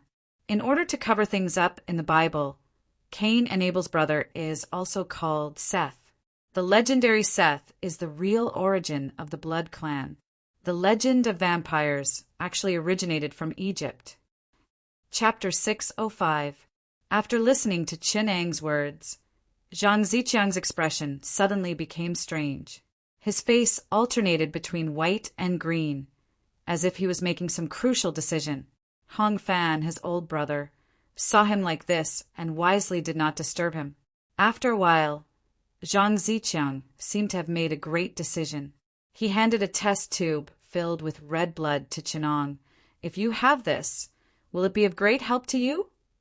Chinong took the test tube and saw the creator's notification. Perfect blood weakened Sirang tool. The blood of Michael, the ancestor of the perfect blood, the descendant of Alexander Corvinus. Due to intergenerational inheritance, the blood genes have been weakened. It no longer has immortality and immunity to diseases, but it still contains a part of the perfect blood secret. It can be used to strengthen or fuse bloodlines, reduce the rejection when bloodlines are fused. Chun Ong looked at the perfect blood in his hand with a serious expression. He raised his head to look at Zhang Ziqiang and suddenly asked, "This thing should be your secret treasure, right? Are you really willing to let me experiment on it?" Zhang Ziqiang took a deep breath and turned his head away from the perfect blood in Chen Eng's hand. To prevent his heart from cramping, he held back his regret and asked Chinong, "Are you sure you can use this thing well?" Chinong did not deny it. Scientific research has always been unpredictable, but it's still difficult for me to waste such a precious research material. With it, inducing the blood race virus from Legend of the Night won't be a problem. Then, the expected experimental body will have the effect of 3 blood race enhancements fusing into one. It has great potential. That's good, Zhang Ziqiang muttered dejectedly. He laughed self-deprecatingly. This thing won't be of much use in my hands. I was originally prepared to use it to strengthen a more dangerous bloodline, but after so long, I still haven't found the opportunity. It's more valuable in your hands than in mine. You can use it." Chin-Ong revealed a rare smile and said, "Indeed, in your hands, this is just a one-time item. But in my hands, it's a breeding ground for countless bloodlines. What a pity. If this is Alexander's perfect blood, I'm confident that I can make it into the mother of viruses, combining many bloodlines to create universal versions of viruses. At that time, I will be the second largest supplier of bloodlines apart from the gods. I will be able to create virus serums of any bloodline." Chin-Ong sighed and said, "But not now." This tube of blood had been modified by the main god. Although there was no difference in the genes, after I studied it, I wouldn't receive the treatment of the main god's assistance in modifying it. Even if I can replicate millions of this blood without the recognition of the Lord God, it will only be a special genetic sample. There will no longer be such an ability to promote the fusion of bloodlines. Chin-Ong grabbed the perfect blood and left in a hurry. After leaving behind the words that he wanted to go into seclusion to do experiments again, he locked himself in the basement laboratory again. Chin-Ong first broke through the genetic replication problem of the perfect blood and successfully cloned the same blood sample. To his surprise, the main god actually recognized his work. Perfect blood weakened replication, an E-grade item, a copy of the blood of Michael, the descendant of Alexander Corvinus, the progenitor of the perfect blood.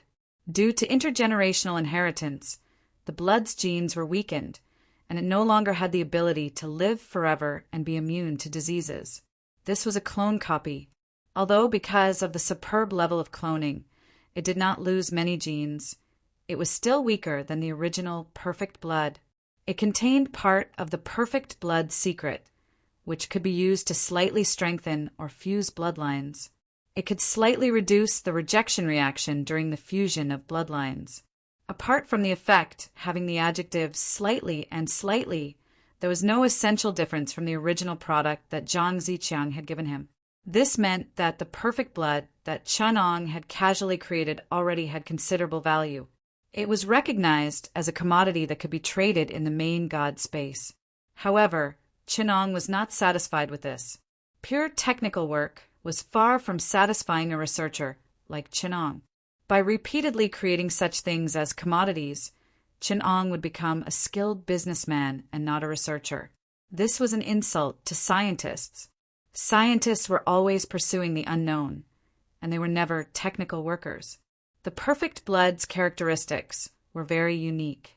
It could change diseases, or more precisely, it could fuse and devour the DNA of viruses and bacteria to produce resistant components and fuse with viruses to form antibodies. The three sons of the Corvinus, the progenitor of the perfect blood, had inherited a part of the perfect blood's characteristics. However, due to hereditary reasons, this characteristic had been weakened. When the virus invaded, the perfect blood could not produce perfect antibodies. Instead, it fused with the virus's genes and achieved a state of symbiosis. Alexander's two sons, William and Marcus, had been bitten by a wolf and a bat respectively. They fused with the wolf and bat's viruses and, at the same time, fused with the DNA of the two creatures, producing two species, the virus vampire and the virus werewolf. And Chin-Ong wanted to stimulate the perfect blood's ancestral atavism characteristic and display its ability to fuse with viruses. However, this time, he did not use a virus extracted from a wolf or bat. Instead, he used a virus that had been modified and extracted from an abnormal creature, like the Blood Clan.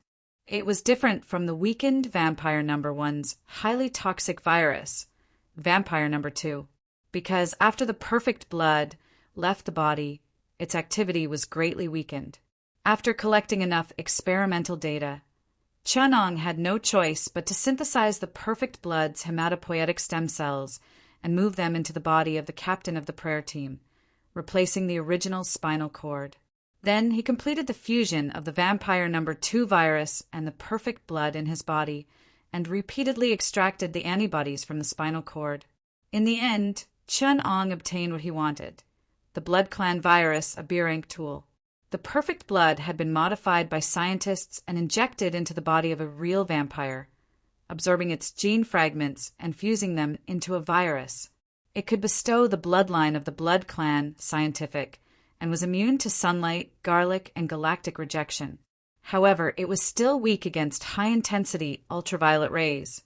When he saw this result, even though Zhang Ziqiang was quite calm, he could not help but gasp for a moment. The sudden surprise swept through his whole body, and Hong Fan was even more excited as he gripped the test tube tightly. He walked the path of an agile assassin, and now, in the face of increasingly intense and highly confrontational missions, he also felt powerless. The Blood Clan bloodline was also a bloodline that was extremely suitable for him. The elegant and agile Blood Clan was obviously more suitable for assassins operating in the dark. The reason why he did not show interest before was because Chun Ang's empty words made it difficult for people to believe that such a crazy plan could succeed. However, now that he had the endorsement of the Lord God, things were different. At the very least, he could get a B-rank Blood Clan bloodline. At the second report after Chun Ang completed the experiment, everyone's enthusiasm for this bloodline exceeded Chun Ang's expectations. Propping up his eyes and looking at the two men standing in front of him, Chun Ang wondered, "Are you really willing to be the test subjects of this experiment?" Hong Fan nodded and said yes. "There are not many bloodlines that are suitable for me, and the potential and strength of a triple-strengthened blood clan is first class in the Lord God space. I have no reason to let go of this opportunity. As for the danger," he smiled sarcastically, "everything in the Lord God space is not dangerous. I only know that if I don't become stronger, the danger I will face will be even more terrible." Lin Gang also nodded. "I only have a handful of strength, and I can't do the work like Xiao Li, Xiao Zhao, and Xiao Xiao. After thinking about it, if I don't fight, what value do I have in this team? You can take me in now, but when this mission is over I will still die, right? I shouldn't have taken this opportunity with Brother Hong. But I really have no other choice." After confirming that the two men were willing, Chinong no longer cared about their other thoughts and directly replied, "Now there is no Blood Clan virus. Both of you can accept the first step of strengthening, but from the second step, you will have to directly devour all the blood genetic information of a foreign blood clan, with the help of the divine curse, and prepare for the third step of the state of death." Chapter 606. The petri dish, strengthened by the bloodline virus, looked like an Egyptian coffin. Lin Gang and Hong Fan's pale faces could be seen through the translucent lid. Chun Ong was carefully adjusting the altar. Due to the limitation of the instrument, many steps needed spells to complete. Thanks to his identity as a Grand Arcanist, Chun Ong could do it with ease. Terence stood at the side and watched all of this. He was no longer as weak and pale as before. His hair was still white, but it was filled with the luster of vitality. The age spots under his skin had disappeared without a trace. Although he was still pale and bloodless, his wrinkles had surprisingly disappeared. If it wasn't for his calm, wise temperament and calm eyes, it would be very difficult to think that he was an old man over 60 years old. His eyes were amazingly bright. Abundant spiritual power could be seen from his eyes. "How is it? How have your spells changed after becoming a bloodline virus?" Chinong asked him with a smile. Terence answered gently, "Most of the spells that involve death and curses have been strengthened, but some of the blessings have been weakened. With the strange energy in my body, I can cast many spells. The bloodline is indeed a race suitable for casting spells. All in all, it's great, but the desire for blood is a bit troublesome. Drinking blood is the core power of the bloodline. I don't think you have any concerns?" Chinong asked in surprise. Because of Terence's special identity, when they strengthened the bloodline virus, they also tried to curse Terence. At the cost of hundreds of lives and blood, Chen Ong borrowed the divine power of Anubis and cursed Terence. Terence gained a part of the power to curse the bloodline in advance. Because of this, Terence's magic power was greatly increased. Hearing that, Terence sighed, "For immortality I lost my conscience. The fear of death made me abandon the mission of my clan. I deserve to be cursed." It was not difficult for Chinong to persuade Terence. As a scholar, it was hard for Terence to have any reverence for traditions and beliefs. As an old man, he was always afraid of death. However, before Chinong could persuade him, Terence, who had already guessed Chinang's plan, joined Chinong like a bird flying to the woods. For immortality, he was willing to become an evil bloodline. When he found out the core secret of cursing the bloodline, in order to make himself stronger and more immortal, Terence did not hesitate to betray the city of the dead that he had guarded for half his life, the pharaoh's mausoleum. According to the agreement, he was another one of Chen Ang's experimental subjects. As a traitor, he was cursed by the Egyptian gods and the pharaoh. While the two were being strengthened, Chinong took the opportunity to understand the progress of the team. Now, there were 3 major forces in Cairo that could intervene in the plot. Terence, who had a very special position among the pharaoh's guardians, sought to cooperate with Chinong. Although it was likely that they would fall out in the end, they were not hostile at the moment and could still borrow some of their power. After so many days of tracking, Zhang Ziqiang finally had a clue about the whereabouts of their leader, Hafs. He was currently in London, but the second in command of the organization, the burly black Manlock, was currently in Cairo. As for the important hidden forces, the colonial government and the Suez Canal Company, more than half of the colonial government had been infiltrated by the reincarnators. In Cairo, Chinang's words were more effective than the governor's, and the waters of the Suez Canal Company were very deep. Hong Fan and Zhang Ziqiang had repeatedly probed, but they had only infiltrated a few peripheral members. Although it seemed that the Suez Canal Company had daily operations and management, everyone knew that the real decision-maker was the board of directors behind the International Suez Canal Company. The board of directors, composed of Britain and France, was far away in Europe. There were only a large number of British troops stationed in Egypt, and the Egyptian colonial government could not interfere with the management of the canal. The complexity of the situation made it difficult for Hong Fan, who lacked IQ, to judge. He didn't even know who the key figure was. After reading a lot of information, Chinong finally determined the key. The Dryset family and Viscount Rosebery are the key figures of the British in Cairo. Zhao Yingqi, who was next to him, couldn't help but frown. "But, Dr. Chen, why should we provoke the British? According to the plot, they won't affect us at all, will they? But I'm not going to follow the plot at all." Chinong replied. His words made Zhang Ziqiang and others very nervous, and they quickly asked, "Why? Have you thought about it? This time we easily wiped out the hostile reincarnators and mastered such a huge force. If we push on like this, it will be as easy as turning over our hands to deal with Imidin. Won't we be able to easily harvest a lot of reward points and items? Is there such a good thing in God's space?" Chinong raised a question that made Zhang Ziqiang frown. He pondered and said, "So, God will definitely increase the difficulty." "Yes, the best opportunity is to put a hostile reincarnation team on Imidin's side after Imidin's seal is lifted. This time, the strength of our enemy can be imagined. They will be able to break through by force. They are a team that we have accumulated so many advantages to barely fight against." Zhang Ziqiang couldn't help but look solemn.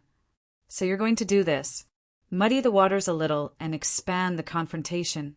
In other words, change the big plot of Imidin's attack on Egypt with 10 natural disasters into a 3-party confrontation between Imidin, the Guardians, the British Suez Company, and the colonial government. Suez Company and the Pharaoh's Mausoleum Guardian will fight against Imidin and protect Cairo. At the same time, because of Britain's colonial rule and oppression of Egypt, they will certainly not tolerate an armed force that doesn't belong to them threatening Suez shipping. They will definitely have a conflict with the Mausoleum Guardian. The Mausoleum Guardian organization is a local force in Egypt and is naturally welcomed by Egyptians. They will also definitely not like the British forces invading Egypt." At the same time, the high priest Imidin's men will help Imidin destroy Cairo. The three parties have mutual interests and confront each other, forming a big plot of intense conflict. It is completely possible to increase the input of reincarnators and let God send more reincarnators down to start a team battle. Chapter 607. That night, Lin Gang and Hong Fan succeeded in strengthening themselves. After Chen Ang's inspection, Hong Fan's strengthening of the blood race with the virus was more successful. The skills he learned in the Brotherhood of Assassins were indeed very compatible with the genes of the blood race. Not only were his skills greatly strengthened, but because of the curse Qin Ong cast on him with the lives of 9 men, he now had the spell-like ability of shadow. He could blend into the shadows, and his spirit attribute was also greatly improved. Therefore, Qin Ong used him as a test subject for the next step of the experiment, which was to carry out the strengthening experiment of the alien blood tribe. The experiment would take place tonight. Terence was responsible for hosting a cursing ritual with the help of the magic of the moon, so that the cursed would be repelled by the sun and receive the blessing of the moon. This was also a preparation for the last step of the experiment. Terence stared at Hong Fan, who was tied up in a coffin in the center of the stone altar with jealousy. He muttered, "This is so unfair. I've studied for 50 years to get this little bit of magic. He has surpassed me in just one experiment. Professor Chin, you're too partial to them. I'm already your loyal subordinate, but they don't obey you." Although Terence had received a promise from Qin Ong that he would help him with the cursing ritual, he was still very jealous of Hong Fan's action. After all, they only had the original body of one of the blood clan. After Hong Fan got all the power of this baron, he would far surpass Terence in terms of status and power. Terence had long observed that Qin Ong and the other samsara travelers were only partners, and they were relatively equal when interacting with each other. Although there was a division of priority, Terence felt that a subordinate like him, who had wholeheartedly submitted to Qin Ong, should be more peaceful than a partner and should be taken care of more. Qin Ong ignored him and continued to check the divine magic circle under his feet. At the same time, he said to Zhang Ziqiang, "The 30 offerings for Anubis and the 20 materials for the ritual must be separated. I've treated their blood differently. There can be no mistakes during the strengthening process." Zhang Ziqiang nodded. "Okay, but Professor, there's no one left in the prison." Qin Ong turned around and looked at him. "Cairo is such a big city. Will there be a shortage of people?" "There are not many felons in that prison. Apart from those who are willing to submit to us and pass our screening, there are only 80 or so villains left. After so many days of consumption, what blood sacrifice, human experiments, consumables, there's not much left." This time the kid emptied the stock. As for the population in Cairo, there are indeed a lot of people, but there aren't that many bastards who do all kinds of evil. In addition to those who oppose us and obstruct our expansion, the fact that we are able to last until now is already the result of our countless enemies. Zhang Ziqiang complained like a butler. Now that Hong Fan is involved in the experiment, there's no one to be the main force pulling out the nails. There's no one to help us kidnap those blind idiots. Next, the embrace experiment of the blood breeds will require a large number of people. He pointed to the side. If those people are released, what else can they do other than kill? Besides, it's not a good influence. In the direction that Zhang Ziqiang pointed, there were a few monsters with bat-like faces, drooling and blood-red eyes standing obediently at the door, guarding the place. These things had obviously lost their minds. They were the failed products of the embrace experiment. Qin Ong simply controlled them and used them as biological weapons. Qin Ong explained, "Don't look down on their brains. They'll be useful soon. I'm going to use them for a vampire mummy experiment. If it's successful, we'll have a new powerful weapon. At that time, I'll make magic talismans that can control them and distribute them." The museum had been transformed into an ancient Egyptian magic experiment center by Qin Ong. In the open space outside the exhibition hall, a stone altar was bathed in the moonlight. The moonlight shone on the center of the altar. Chun-Ong made a gesture, and Zhang Ziqiang immediately had someone cut the throats of 20 magic materials. The bodies fell to the ground with a thud, but the muffled sound did not travel too far in the open space. Blood flowed along the reserved trenches and gradually gathered in the center of the altar. Chun-Ong stepped on the spices that had been placed in advance. He held a black book and softly read the ancient Egyptian words on it. With his strange intonation, the blood on the altar flowed unnaturally, following the hieroglyphs across the altar and into Hong Fan's coffin. On the coffin, there was a rune that looked like an eye. It resonated with the moonlight and emitted a misty, blood-red glow. Chun-Ong picked up a sacrificial blade dagger from the plate that Terence was holding. The obsidian dagger reflected the faint moonlight. One could clearly see that the dagger looked exactly like the hieroglyphs that represented life. Ankh. This dagger, known as the symbol of life, was pierced by Chun-Ong into the chest of the leader of the prayer team on the altar. He screamed in pain, and deep wrinkles slowly appeared on his body. It was as if all the water in his body was being sucked out. On the rune dagger of Ankh, a line of blood flowed down the dagger like a living thing. It flowed along the pre-prepared trenches and flowed into the coffin that Hong Fan was sleeping in. Chun-Ong used another dagger to pierce into Hong Fan's heart. The line of blood flowed along the dagger and flowed into Hong Fan's heart. Hong Fan was awake when he heard the voice of the Lord God. Unknown energy is changing your body. You have been infected by a cursed ritual. An unknown bloodline is covering your body. Then the bloodlines of the 20 people also flowed into the narrow space where Hong Fan was. The blood drowned him, but he could feel his body cheering. The thirst of the devourer's philosophical blood. The fishy smell was so fragrant in his nose. He could feel that there was a cold and warm energy in the blood that flowed into his heart. As Chun-Ong pulled out the dagger from his heart, the wound quickly healed. Its wound quickly healed, but the organ would never beat again. Hong Fan felt that his body temperature was decreasing bit by bit. He saw a lot of clear and noisy images from the blood that surrounded him. It seemed to be the memory of the sacrifice who offered the blood. He saw Zhang Ziqiang touching his neck and saw Chun-Ong reading that book expressionlessly. Finally, he felt that the essence of his life was changing. At this time, a strange voice came into his ears. It was Chun-Ong chanting softly, the abandoned son of man, the betrayer of the sun, Menha prayer. May he be tortured forever. Anubis will forever reject his soul from entering the underworld. Ra, the god of the sun, will prevent the sun from blessing him. The hatred of the undead, the murmur of the dead, will torment him forever. You will feel that the wine that enters your mouth will turn into rotting liquid, and the fragrance of the 5 grains will turn into rotten soil. You will only be able to feed on blood for eternity. You will have no children, no burial place, and no time to sleep. Only darkness will protect you. Khan, the god of the moon, may he watch over you. After the voice fell silent, Hong Fan felt a vast and cold power engraved on his soul.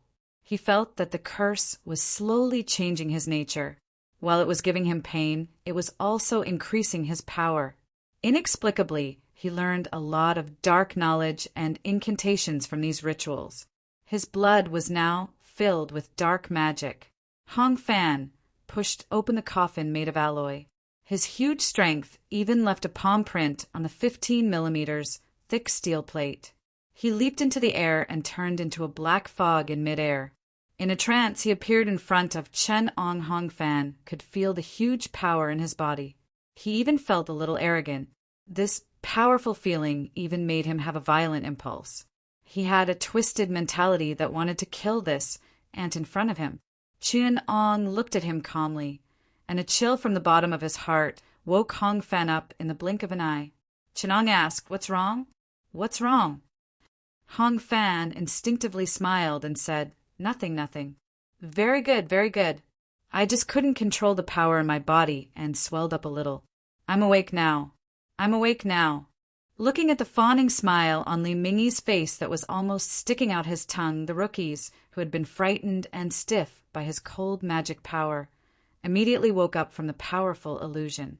Li Mingyi lamented, "This is the reason why I don't want to become a sanguine. So what if I become a baron?" One look from the doctor, and I became obedient. Zhao Yingqi thought back to the mysterious and powerful vampires in her memory and sighed. He ruined my beautiful memories of the vampires. Zhang Ziqiang pulled the old man to a corner and said in a low voice, "Ahong, your performance is simply a disgrace to the vampires." Hong Fan said numbly, "You don't know, but the senses of the vampires are very sharp. I was just about to be cocky. One look from him, and I'm afraid from the very core of my genes." Hong Fan, who had succeeded in his transformation, had the powerful strength of a vampire baron from the very beginning. Moreover, because he had combined the abilities of the viral vampires, he had a special ability to infect and control lower-level vampires. The virus that carried the genes of the vampires could spread its descendants wantonly like the viral vampires and infect many people. However, it also had the powerful control ability of the elders of the vampires over their descendants. This kind of control originated from the genes of the bloodline. Hong Fan could feel that if he wanted a descendant to commit suicide, all he needed was a look. This was a kind of spiritual restraint. The elders had the ability to permanently hypnotize their descendants and seize their lives. However, unlike the descendants of the vampires who needed to expend a large amount of his own strength, the lower-level vampires that Hong Fan infected only had the viral vampires. They were agile and stronger than ordinary people. They could smell blood and obtain memories from blood. The only power that seemed supernatural was the ability to hypnotize humans. At the same time, their lifespan was only 3 times that of humans. Of course, Hong Fan could also choose to expend a large amount of his own strength to create a descendant that also had the magic of the vampires. Qin Ong turned around and handed a pale yellow syringe to Zhang Ziqiang. He said to him, "This is a vampire virus that I made using Hong Fan's genes. It can infect the viral vampires and still be controlled by Hong Fan at the same time. The only special thing is that I've modified the genes related to the virus so that these vampires have the ability to walk under the sun. But correspondingly, the power obtained will be a little less." Zhang Ziqiang was puzzled. "Why do you need this? Just let Ah Hong bite him." Qin Ong laughed. "First, it's not hygienic. I don't think Hong Fan wants to bite those smelly Egyptians and white people one by one. Second, our people can't always move in the dark. There has to be a batch that can see the light. With these, I want to become the underground emperor of Egypt in 3 days. Can you do it?" Zhang Ziqiang nodded. "Yes." Then he laughed wretchedly. "Hee hee. But based on my understanding of Hong, he must have a reason to bite some people, personally. I just saw him paying attention to the new secretary next to me. The vampire's love for the blood of virgins is also an instinct." Qin Ong wasn't surprised. His bodily fluids contain the virus. In theory, anyone who comes into contact with his bodily fluids will become a vampire. If any woman becomes a vampire without going through the embrace, you can catch her and let me study her. Chapter 608. It was only a few days before the curse of the City of the Dead was weakened. According to the original plot, O'Connor should have been on his way. However, now that the Samsara team controlled nearly 90% of the manpower and material resources in Cairo, they naturally did not need to take a boat downstream and then slowly walk to the City of the Dead like in the original plot. The Egyptian military had prepared more than a dozen transport planes, ready to transport the expedition team to the desert at any time. The expedition team had naturally been greatly expanded. The expedition team of at least 50 people included the Blood Clan's combat troops, the divine priests led by Terence, the test subjects requested by Qin Ong, and the Samsara team. Of course, there were also the 3 unlucky people, O'Connor and Evelyn. If the men in black who had sniped O'Connor in the original plot had appeared, half of the team would be non-human and could beat the SH*T out of him. In this way, the reward points for the main mission would reach an astonishing 50,000. It was not that Zhang Ziqiang did not want more, but Chenong had told him that this was already the limit that the Lord God could accept.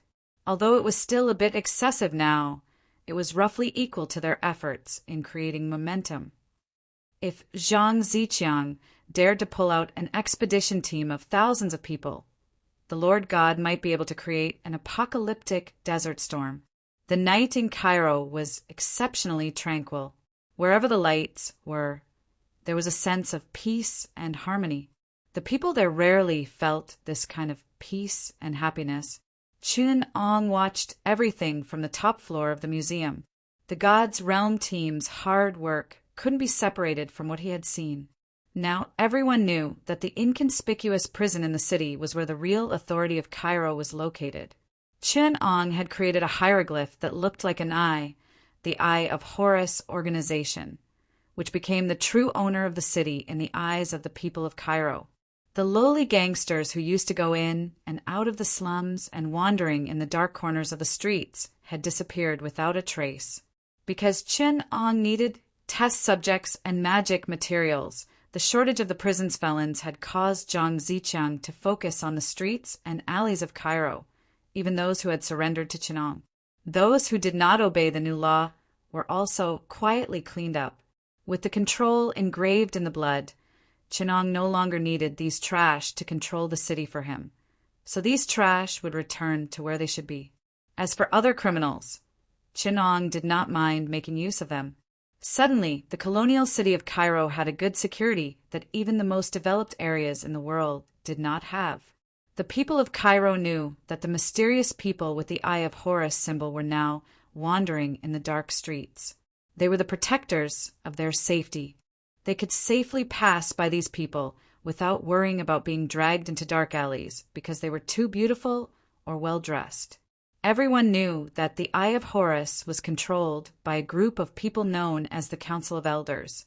They imagined that these people must be the wisest, kindest, and fairest beings in Egypt, and that they were the guardians of the city. And the new order ruled by Chun-Ong was quietly germinating. In the street that Chun-Ong was watching, O'Connell was limping through the darkness with difficulty. When he saw the men in black standing guard at the end of the street, O'Connell instinctively shrank back. Then he suddenly realized that he was not running for his life. He had already obtained his freedom. The terrifying yellow man had temporarily released him. Smelling the unpleasant smell of life on the street, O'Connor suddenly felt a little touched. This was the smell of freedom. He finally walked in front of the building and pushed the door open. Inside, a blonde woman with braids saw him and frowned unconsciously. She asked O'Connor, "What are you doing here?" O'Connor shrugged. "They let me out, but I thought about it. I have nowhere to go, so I came here." After all, Evelyn was a kind-hearted person, and after O'Connor had washed up, he really matched her aesthetic standards. So although her tone was not good, she still said, "Go to the room where the servant sleeps in the back. I'm telling you, you're not allowed to run around." At this time, someone behind him suddenly said in surprise, "O'Connor!" Evelyn's brother, Jonathan, saw O'Connor and went up to greet him. "You ran out from there? Oh my God! With you, we can get rid of those people and do it alone." O'Connor replied embarrassedly, "In fact, I was released by them. I just need to return to the place where they are going to set off in the morning of the day after tomorrow. And I don't think we can get rid of them and do it alone. Danny is still in their hands. They will find the capital of the dead sooner or later. And now Cairo is full of their people." O'Connor wondered, "I've only been in there for 2 months. What's going on?" Evelyn said listlessly, "Are you talking about the Eye of Horus? Obviously, as you can see, they suddenly appeared in the streets and alleys one day, and they took control of the city. The Egyptians thought that they were a local resistance organization, and they fought on behalf of the Egyptians against the British. Now, they have quietly won. The local people are very welcoming of these people and are hostile to the British and French with them. Also, it is said that they will take back the Suez Canal and make Egypt strong again. Evelyn whispered the last sentence into O'Connor's ear. O'Connor turned his face and brushed past Evelyn's face. The tingling of the man's beard made Evelyn panic inexplicably, and her cheeks flushed red. Jonathan didn't notice his sister's abnormality at all. Instead, he bragged, "I'm very familiar with them. I have a good brother who joined the Eye of Horus. Their internal rules are very strict. He told me that they often kill those who don't follow the rules and bring the corpses back to the prison where you are. Speaking of which, didn't you escape from there?" Jonathan became excited and asked, "Do you know any inside information?" O'Connor looked at Evelyn's pretty face and was a little lost in thought. When he heard Jonathan ask him, he hurriedly answered clumsily, "Oh, I might have seen some of them. There are some mysterious yellow people among them. I saw them knock down many prison guards and occupy the place. They are very mysterious and very cruel. They control others by installing explosives on people." Jonathan looked at his right kneecap and suddenly lamented, "We can't escape." Evelyn suddenly said angrily, "Yes. God, I've never seen such an unreasonable person. I just came to ask you for directions, and they captured me and inserted an explosive directly into my leg. Are they crazy? I'm just a small archaeology student, and Jonathan is just a gangster." Jonathan interrupted, "Sister, you can't say that about me." Evelyn ignored him and hugged her face and cried bitterly. She sobbed and said, "They forced me to find the city of the dead and kidnapped the curator. It's all because of you. If it wasn't for that stupid thing you brought, we wouldn't have ended up like this. We are leaving the day after tomorrow. I don't even know if I can come back alive." O'Connell immediately fell silent. He looked at Evelyn's crying face and suddenly felt the courage that he hadn't felt in a long time. He looked at Evelyn and said seriously, "I will bring you back alive. I swear on my life." Evelyn suddenly raised her head and looked at O'Connor, who solemnly promised in front of her. She gritted her teeth and said, "You'd better take care of yourself." After saying that, she went back to her room without looking back. Jonathan was still asking O'Connor, "Do those people have business credibility? They promised me 20 gold bars after this as long as I obey their orders. I think they are exaggerating. 20 gold bars, who would believe that?" Chapter 609. The small library attached to the museum was a little small.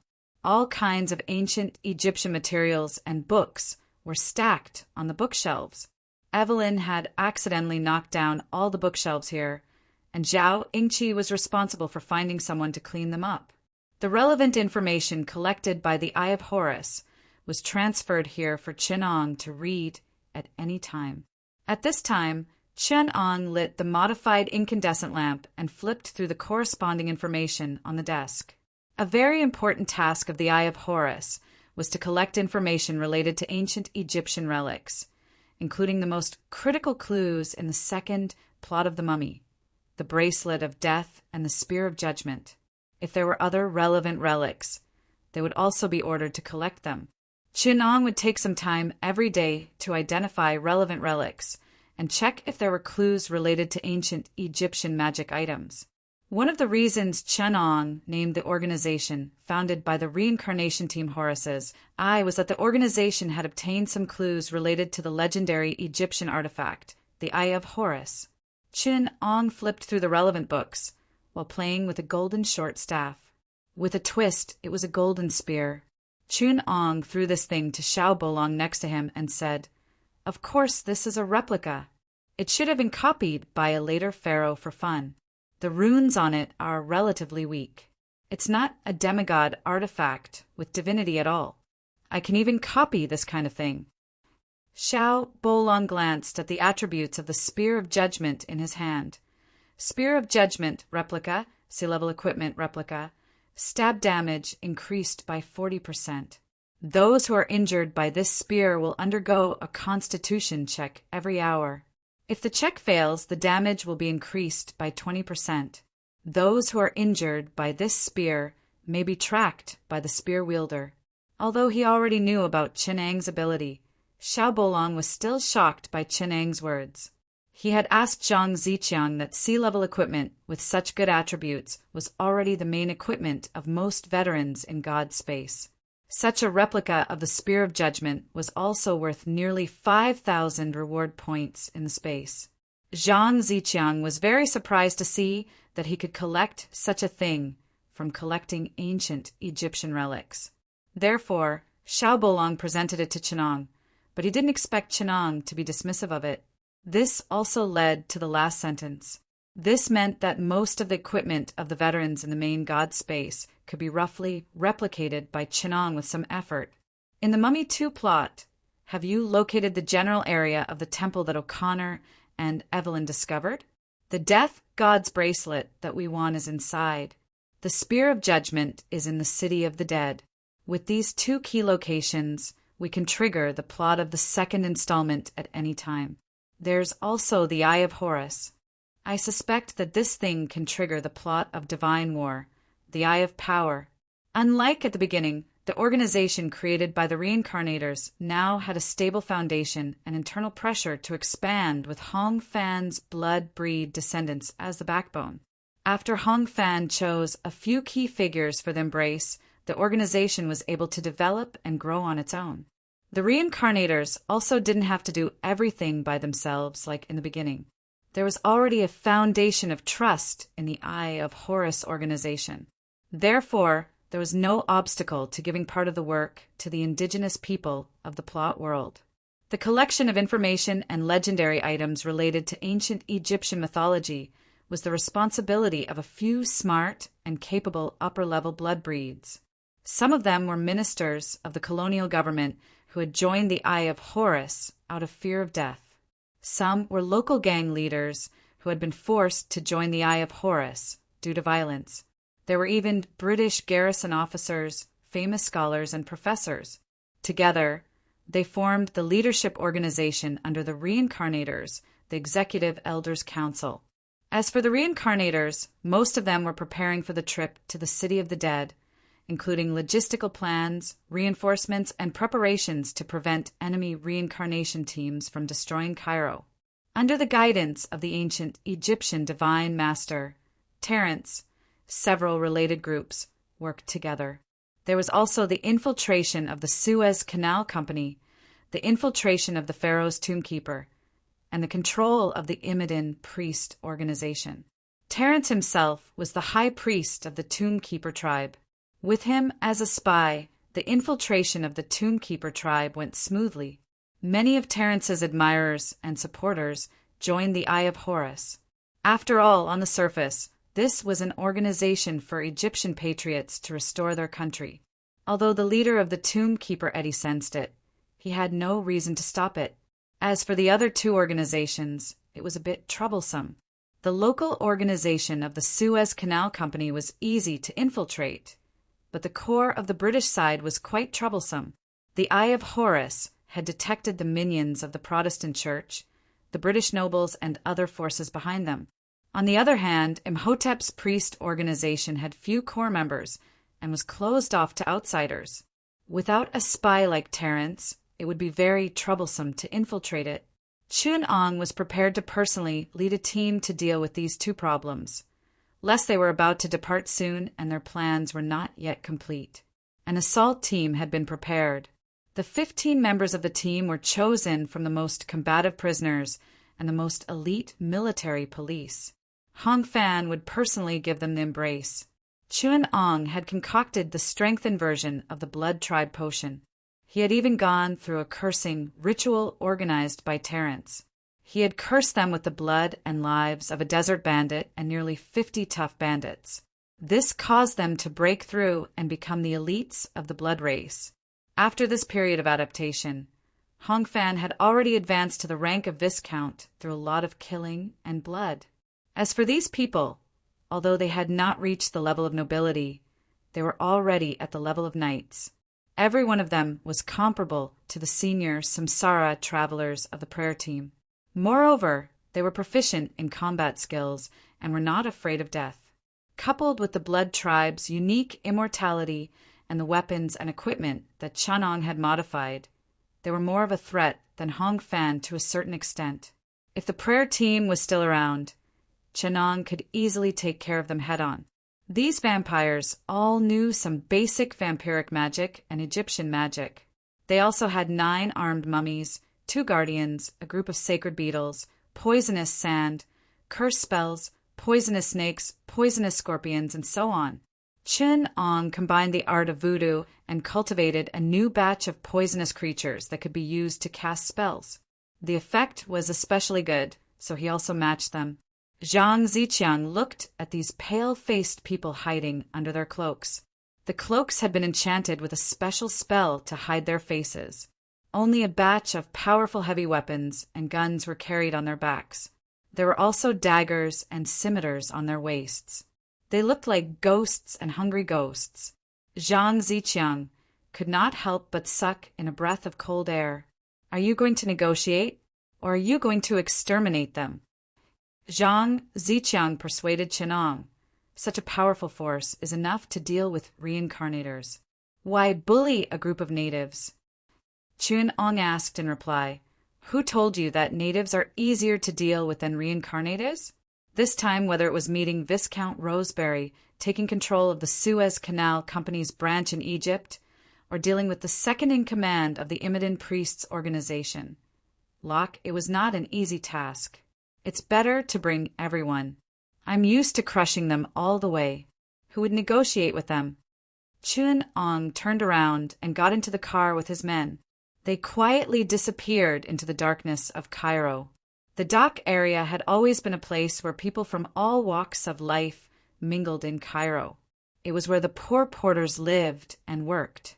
It was also where the Egyptian river transport was transferred to the Red Sea. Ships passing through the Suez Canal would occasionally stop here. Not far from the dock, there was a relatively flat and lively area. This was Cairo's business district. This was where the wealth of Cairo was concentrated. Sailors from all over the world would come here to buy and spend without restraint. This created a place of abnormal prosperity, but it was also the soil of crime. Many of Chun Ang's test subjects came from here. Later, even the Eye of Horus had to admit that the dock area had its own rules. Arresting criminals and purging order would only destroy the unique order that had been formed over a long period of time. After all, they could not expect every sailor from a foreign ship to behave themselves. They simply delineated this area and prohibited them from bringing this chaos to other parts of Cairo. Then they sent people to maintain the most basic order and protect the ordinary citizens living here. The sailors would bear the rest of the responsibility. Chapter 610. Locke, the burly black man, was getting drunk in a tavern in the dock area. In addition to being a well-hidden follower of the priest, he was also a rather influential figure in the dock area. But at this time, the atmosphere in the tavern had become a little strange. The new waiter quietly wiped the glasses, and the number of burly men in the tavern increased. They started to dissuade some untactful guests, but they didn't disturb him. It wasn't until there was a commotion outside the tavern that the burly men in the tavern retreated silently. At present, only Locke was left in the entire tavern area. The guests who were chased out curiously looked at the windows, and the guests upstairs also carefully gathered at the stairs to observe. Only the owner of the tavern and 2 new waiters were diligently cleaning up the messy tables and chairs. Then a hand pushed open the door of the tavern, and Chun Ong strode into the tavern with a group of people. As an Asian, Chun Ong naturally attracted everyone's attention. Everyone seemed to feel a kind of dramatic tension, and they sighed in unison because of regret. Oh! The dozen people behind Chun Ong were wrapped in black robes. 2 of them guarded the entrance of the tavern, the other 4 guarded the passageways that Locke might pass through, and the rest followed behind Chun Ong. Chun Ong found the seat in front of Locke and sat down slowly. No matter how calm and collected Locke was at this time, he couldn't help but be cautious. He quietly observed everything around him from the corner of his eye, and when he saw the young face of Chun-Ong sitting in front of him, he was a little stunned and then relaxed. No matter who it was, being so young meant that he wasn't experienced enough, and it also meant that he wouldn't be difficult to deal with. So he spoke first. "Are you looking for me?" Chin-Ong replied slowly, "I'm looking for Imodin's subordinate, Half's right-hand man, an ancient Egyptian priest and sacred warrior. Is he you, Locke?" Perhaps it was because Chin-Ang's image lacked deterrence, but the tension he expected didn't show up. He looked at the man's slender neck and felt that he could strangle the man's neck with his strong arms at the first sign of conflict. Although the people hidden in the cloaks were very dangerous, there was a perfect hostage within his attack range. So Locke calmly asked, "What do you want?" "You don't have anything on you that I want. As you can see, I don't care about the little power you have, and I don't care about your master, Imodin. To be honest, I don't even believe that you are still loyal to him. No loyalty can withstand the test of 1,000 years.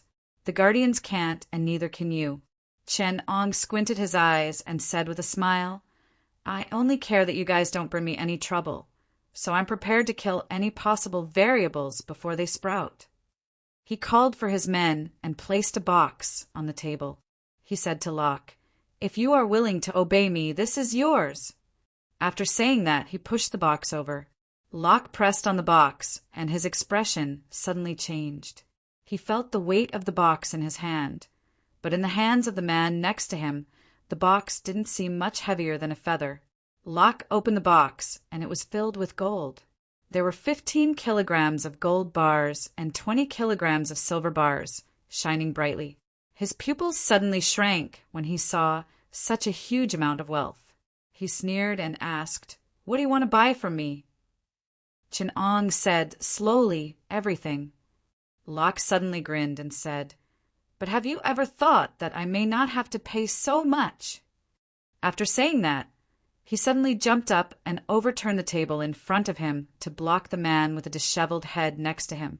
At the same time, he closed in on Chin-Ong and grabbed Chin-Ang's neck with one hand. The tattoo on his body was green, as if it was alive. The mysterious runes on the tattoo gave him more agility and strength. Seeing that he was about to grab Chin-Ang's neck, he felt that one of his hands was pinched. His right wrist seemed to be locked by an iron hoop. He couldn't struggle at all. He only felt that the hand that grabbed him was as firm as a root. Locke turned around in surprise, only to see Chen-Ong stretch out a hand and firmly grab his right hand.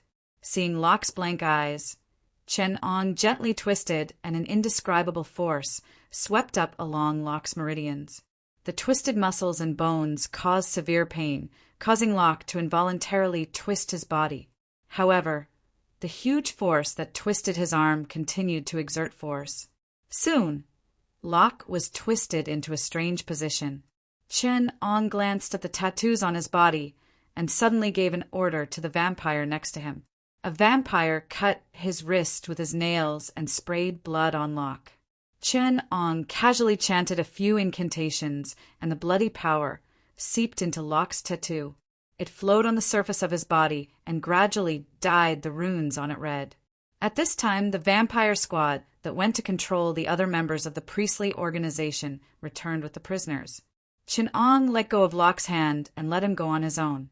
Just when Locke was about to resist, he felt a subtle force coming from the rune tattoo on his body, making him involuntarily follow Chen-Ong to the car they came in. "Send him to the lab. I have something to ask him later," ordered Chen-Ong casually.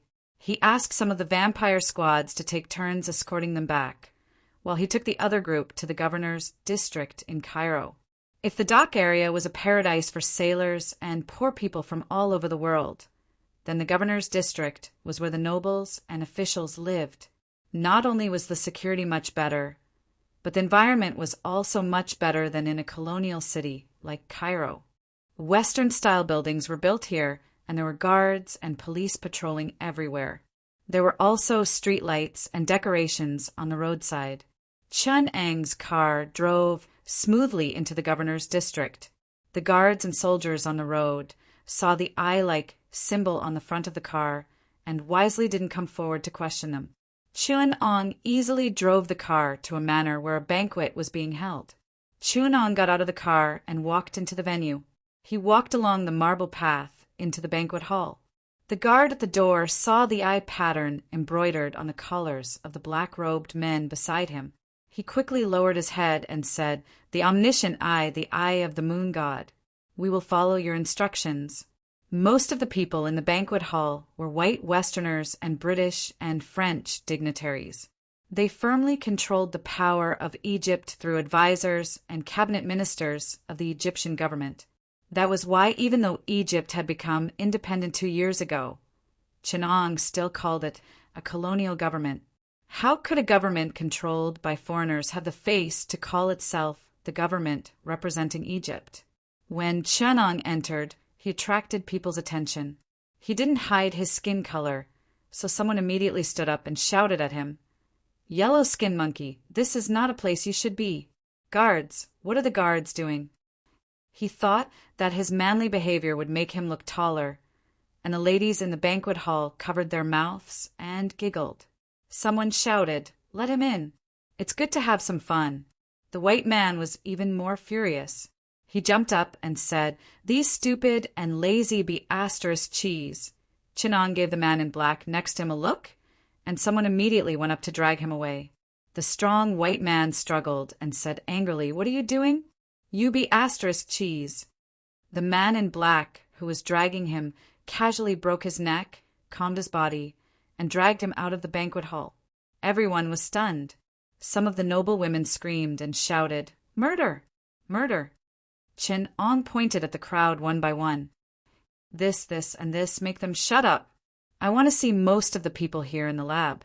The garbage in the dock area and the city have been cleaned up.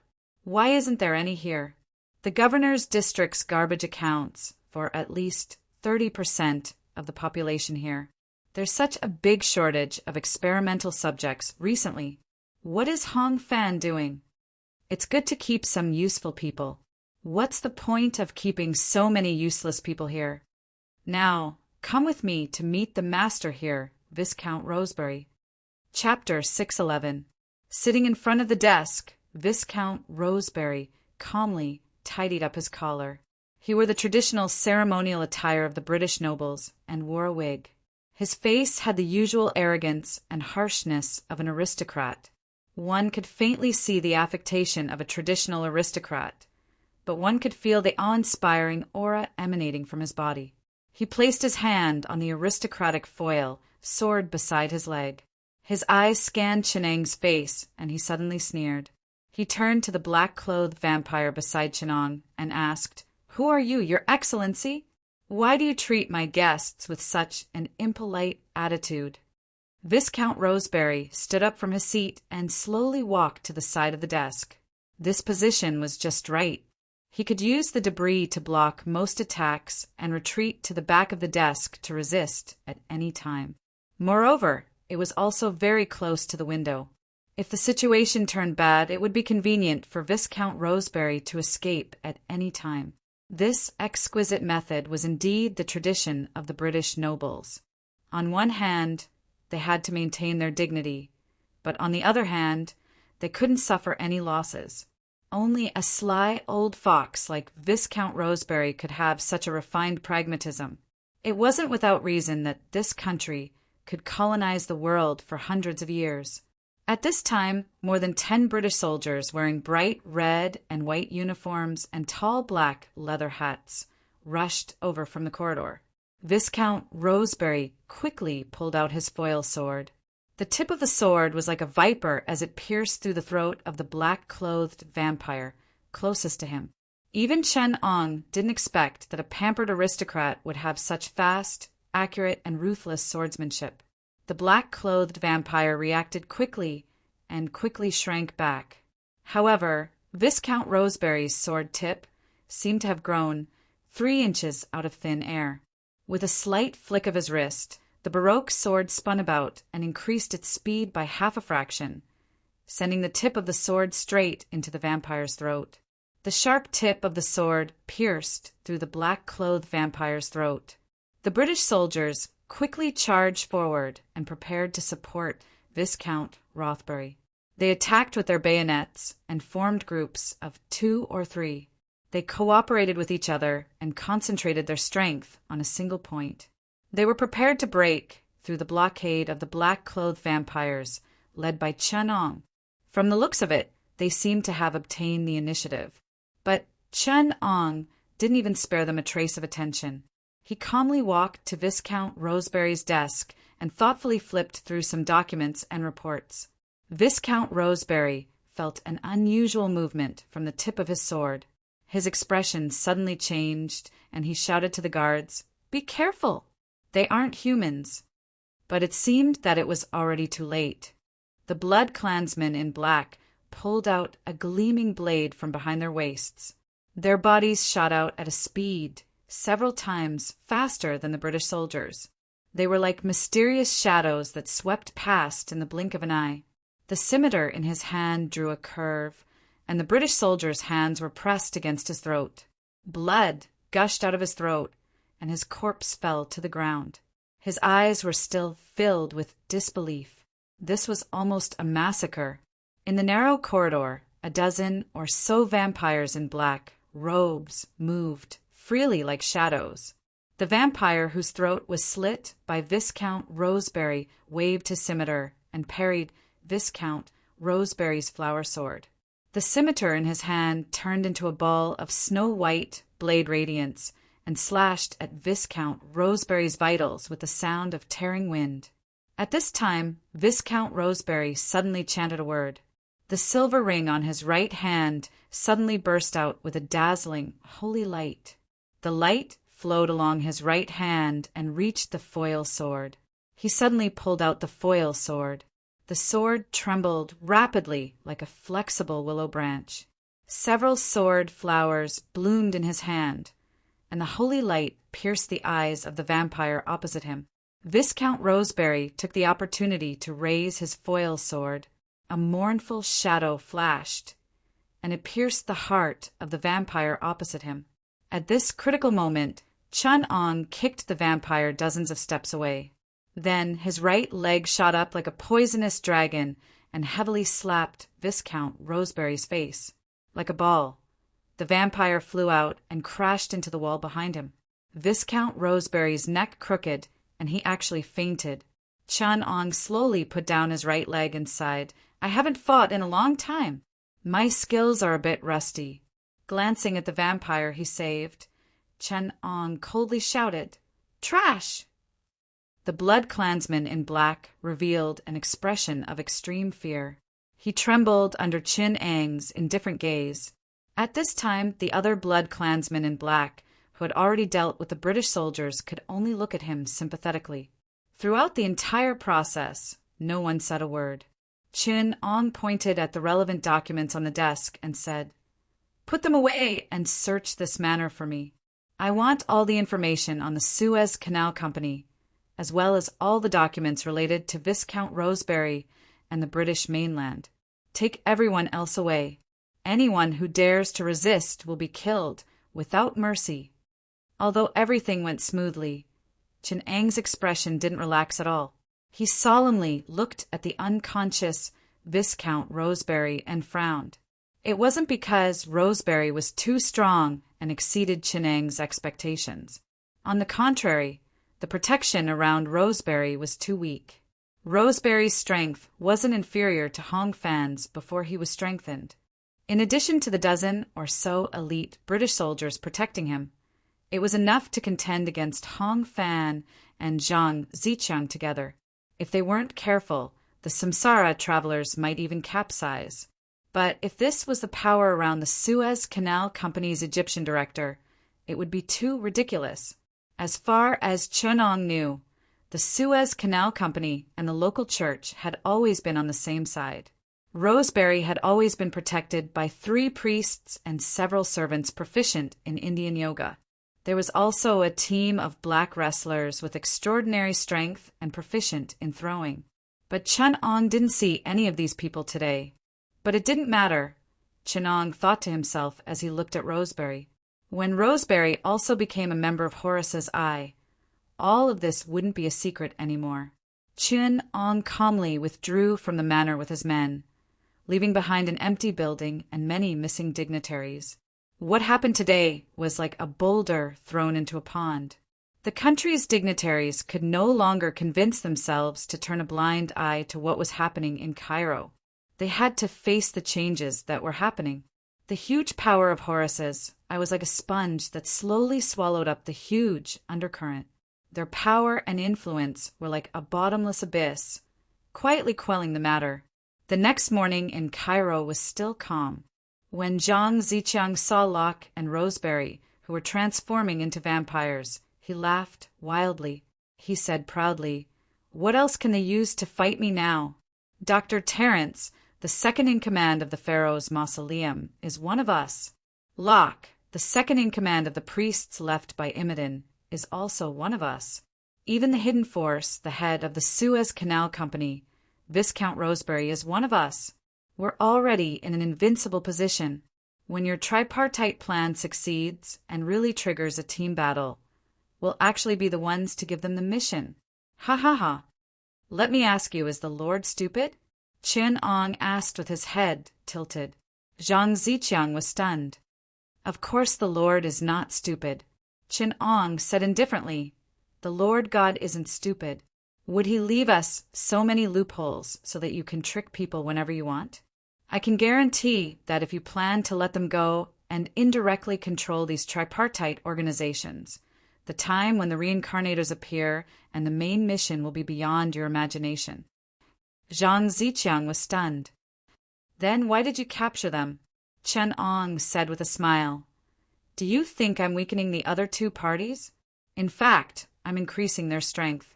After Viscount Roseberry disappeared, the British learned of the relevant news, especially the existence of the Eye of Horus. They will definitely send people to regain the initiative. I believe that the force they send again will be much stronger than before, strong enough to obtain an absolute advantage. After the disappearance of Locke, the second-in-command of the Pharaoh's priests, I'm afraid that the first-in-command, Hafs, will not sit still. Coupled with the news about the city of the dead that I vaguely revealed, he should immediately set off for Cairo. Cairo is our home ground. This time, converting Locke and Viscount Roseberry into vampires is enough to help us gain a considerable advantage in intelligence and further strengthen our infiltration of the other three parties. I want to eat all three parties and all the reincarnators in Cairo. I want to promote the Eye of Horus to officially establish a nation. Zhang Ziqiang was stunned. He said in horror, "Establish a nation? You want to control Egypt." "That's right. We've done so much work in the mummy world." "Is it just for a plot mission?" Chen Ong asked rhetorically. "According to our current intelligence investigation, take a look." He pushed some documents over. Zhang Ziqiang quickly read the titles of the documents. Chinese warlords attempt to excavate Qin First Emperor. Reporting reporter personally experienced zombie attack. Legend of the Holy Grail and Knights Templar. Mayan crystal skull. Government of the United Kingdom has been sending people all over the world to investigate clues about the Ark of the Covenant. Investigation of Dr. Indiana Jones. Zhang Ziqiang's breathing quickened as he read on. He held on to the relevant information tightly, and then he heard Chen Ong reveal a big piece of information. "I've locked onto the location of the Egyptian tomb where the Ark of the Covenant is buried." Zhang Ziqiang could not hold it in any more. He roared excitedly, "Then go and dig it. Why are we still waiting for that Imodin? The Ark of the Covenant is so much more advanced than the Golden Sun Scripture and the Necromancer's Dark Scripture. With the Ark of the Covenant, who cares about those Egyptian scriptures? That's at least an S-grade divine artifact, and it contains at least 10 stars of power." And then Chen Ong asked rhetorically, "Just Imodin alone is enough to kill you. Activate the side mission of the Ark of the Covenant? Do you think you can play with a god?" Chen Ong placed his hands on the table and said slowly, "Even without all that, the mummy world is still a main storyline world of the trilogy. There is still the Scorpion King and the First Emperor's tomb, which will span decades. It's worth waiting for. When it comes to managing power, what's more powerful than creating a country and controlling its development? Qin Ang's voice was like a demon tempting Zhang Ziqiang. Think about it as the center of the story, Egypt. If we use the Eye of Horus to establish an independent country in Egypt, how powerful will we be in this storyline? What side mission can't we complete? We can even use this as a springboard to go to China. To China! This voice was like an irresistible temptation. It immediately broke through Zhang Ziqiang's crumbling defense, and he immediately fell into this huge picture. Qin Ang did not think it was enough and continued to tempt him. After The Mummy is completed, the next storyline is The Mummy 2. The time is 1933. 13 years later. If the Eye of Horus succeeds in establishing a country and develops for 13 years, how much power will it accumulate? If Hong Fan really becomes a vampire, how much power will his descendants expand after 13 years? At that time, Xiu said that the main storyline of The Mummy 2 is the Ark of the Covenant side mission. If we want to activate it, is there any possibility of failure? The Mummy 3 is in 1947, 27 years from now. What about then? There's also the Indiana Jones side mission, and even the Mountain Taoist story in China. This storyline world will be your home ground. Qin Ang asked solemnly, "Isn't it worth it for us to take a certain risk for such a great benefit?"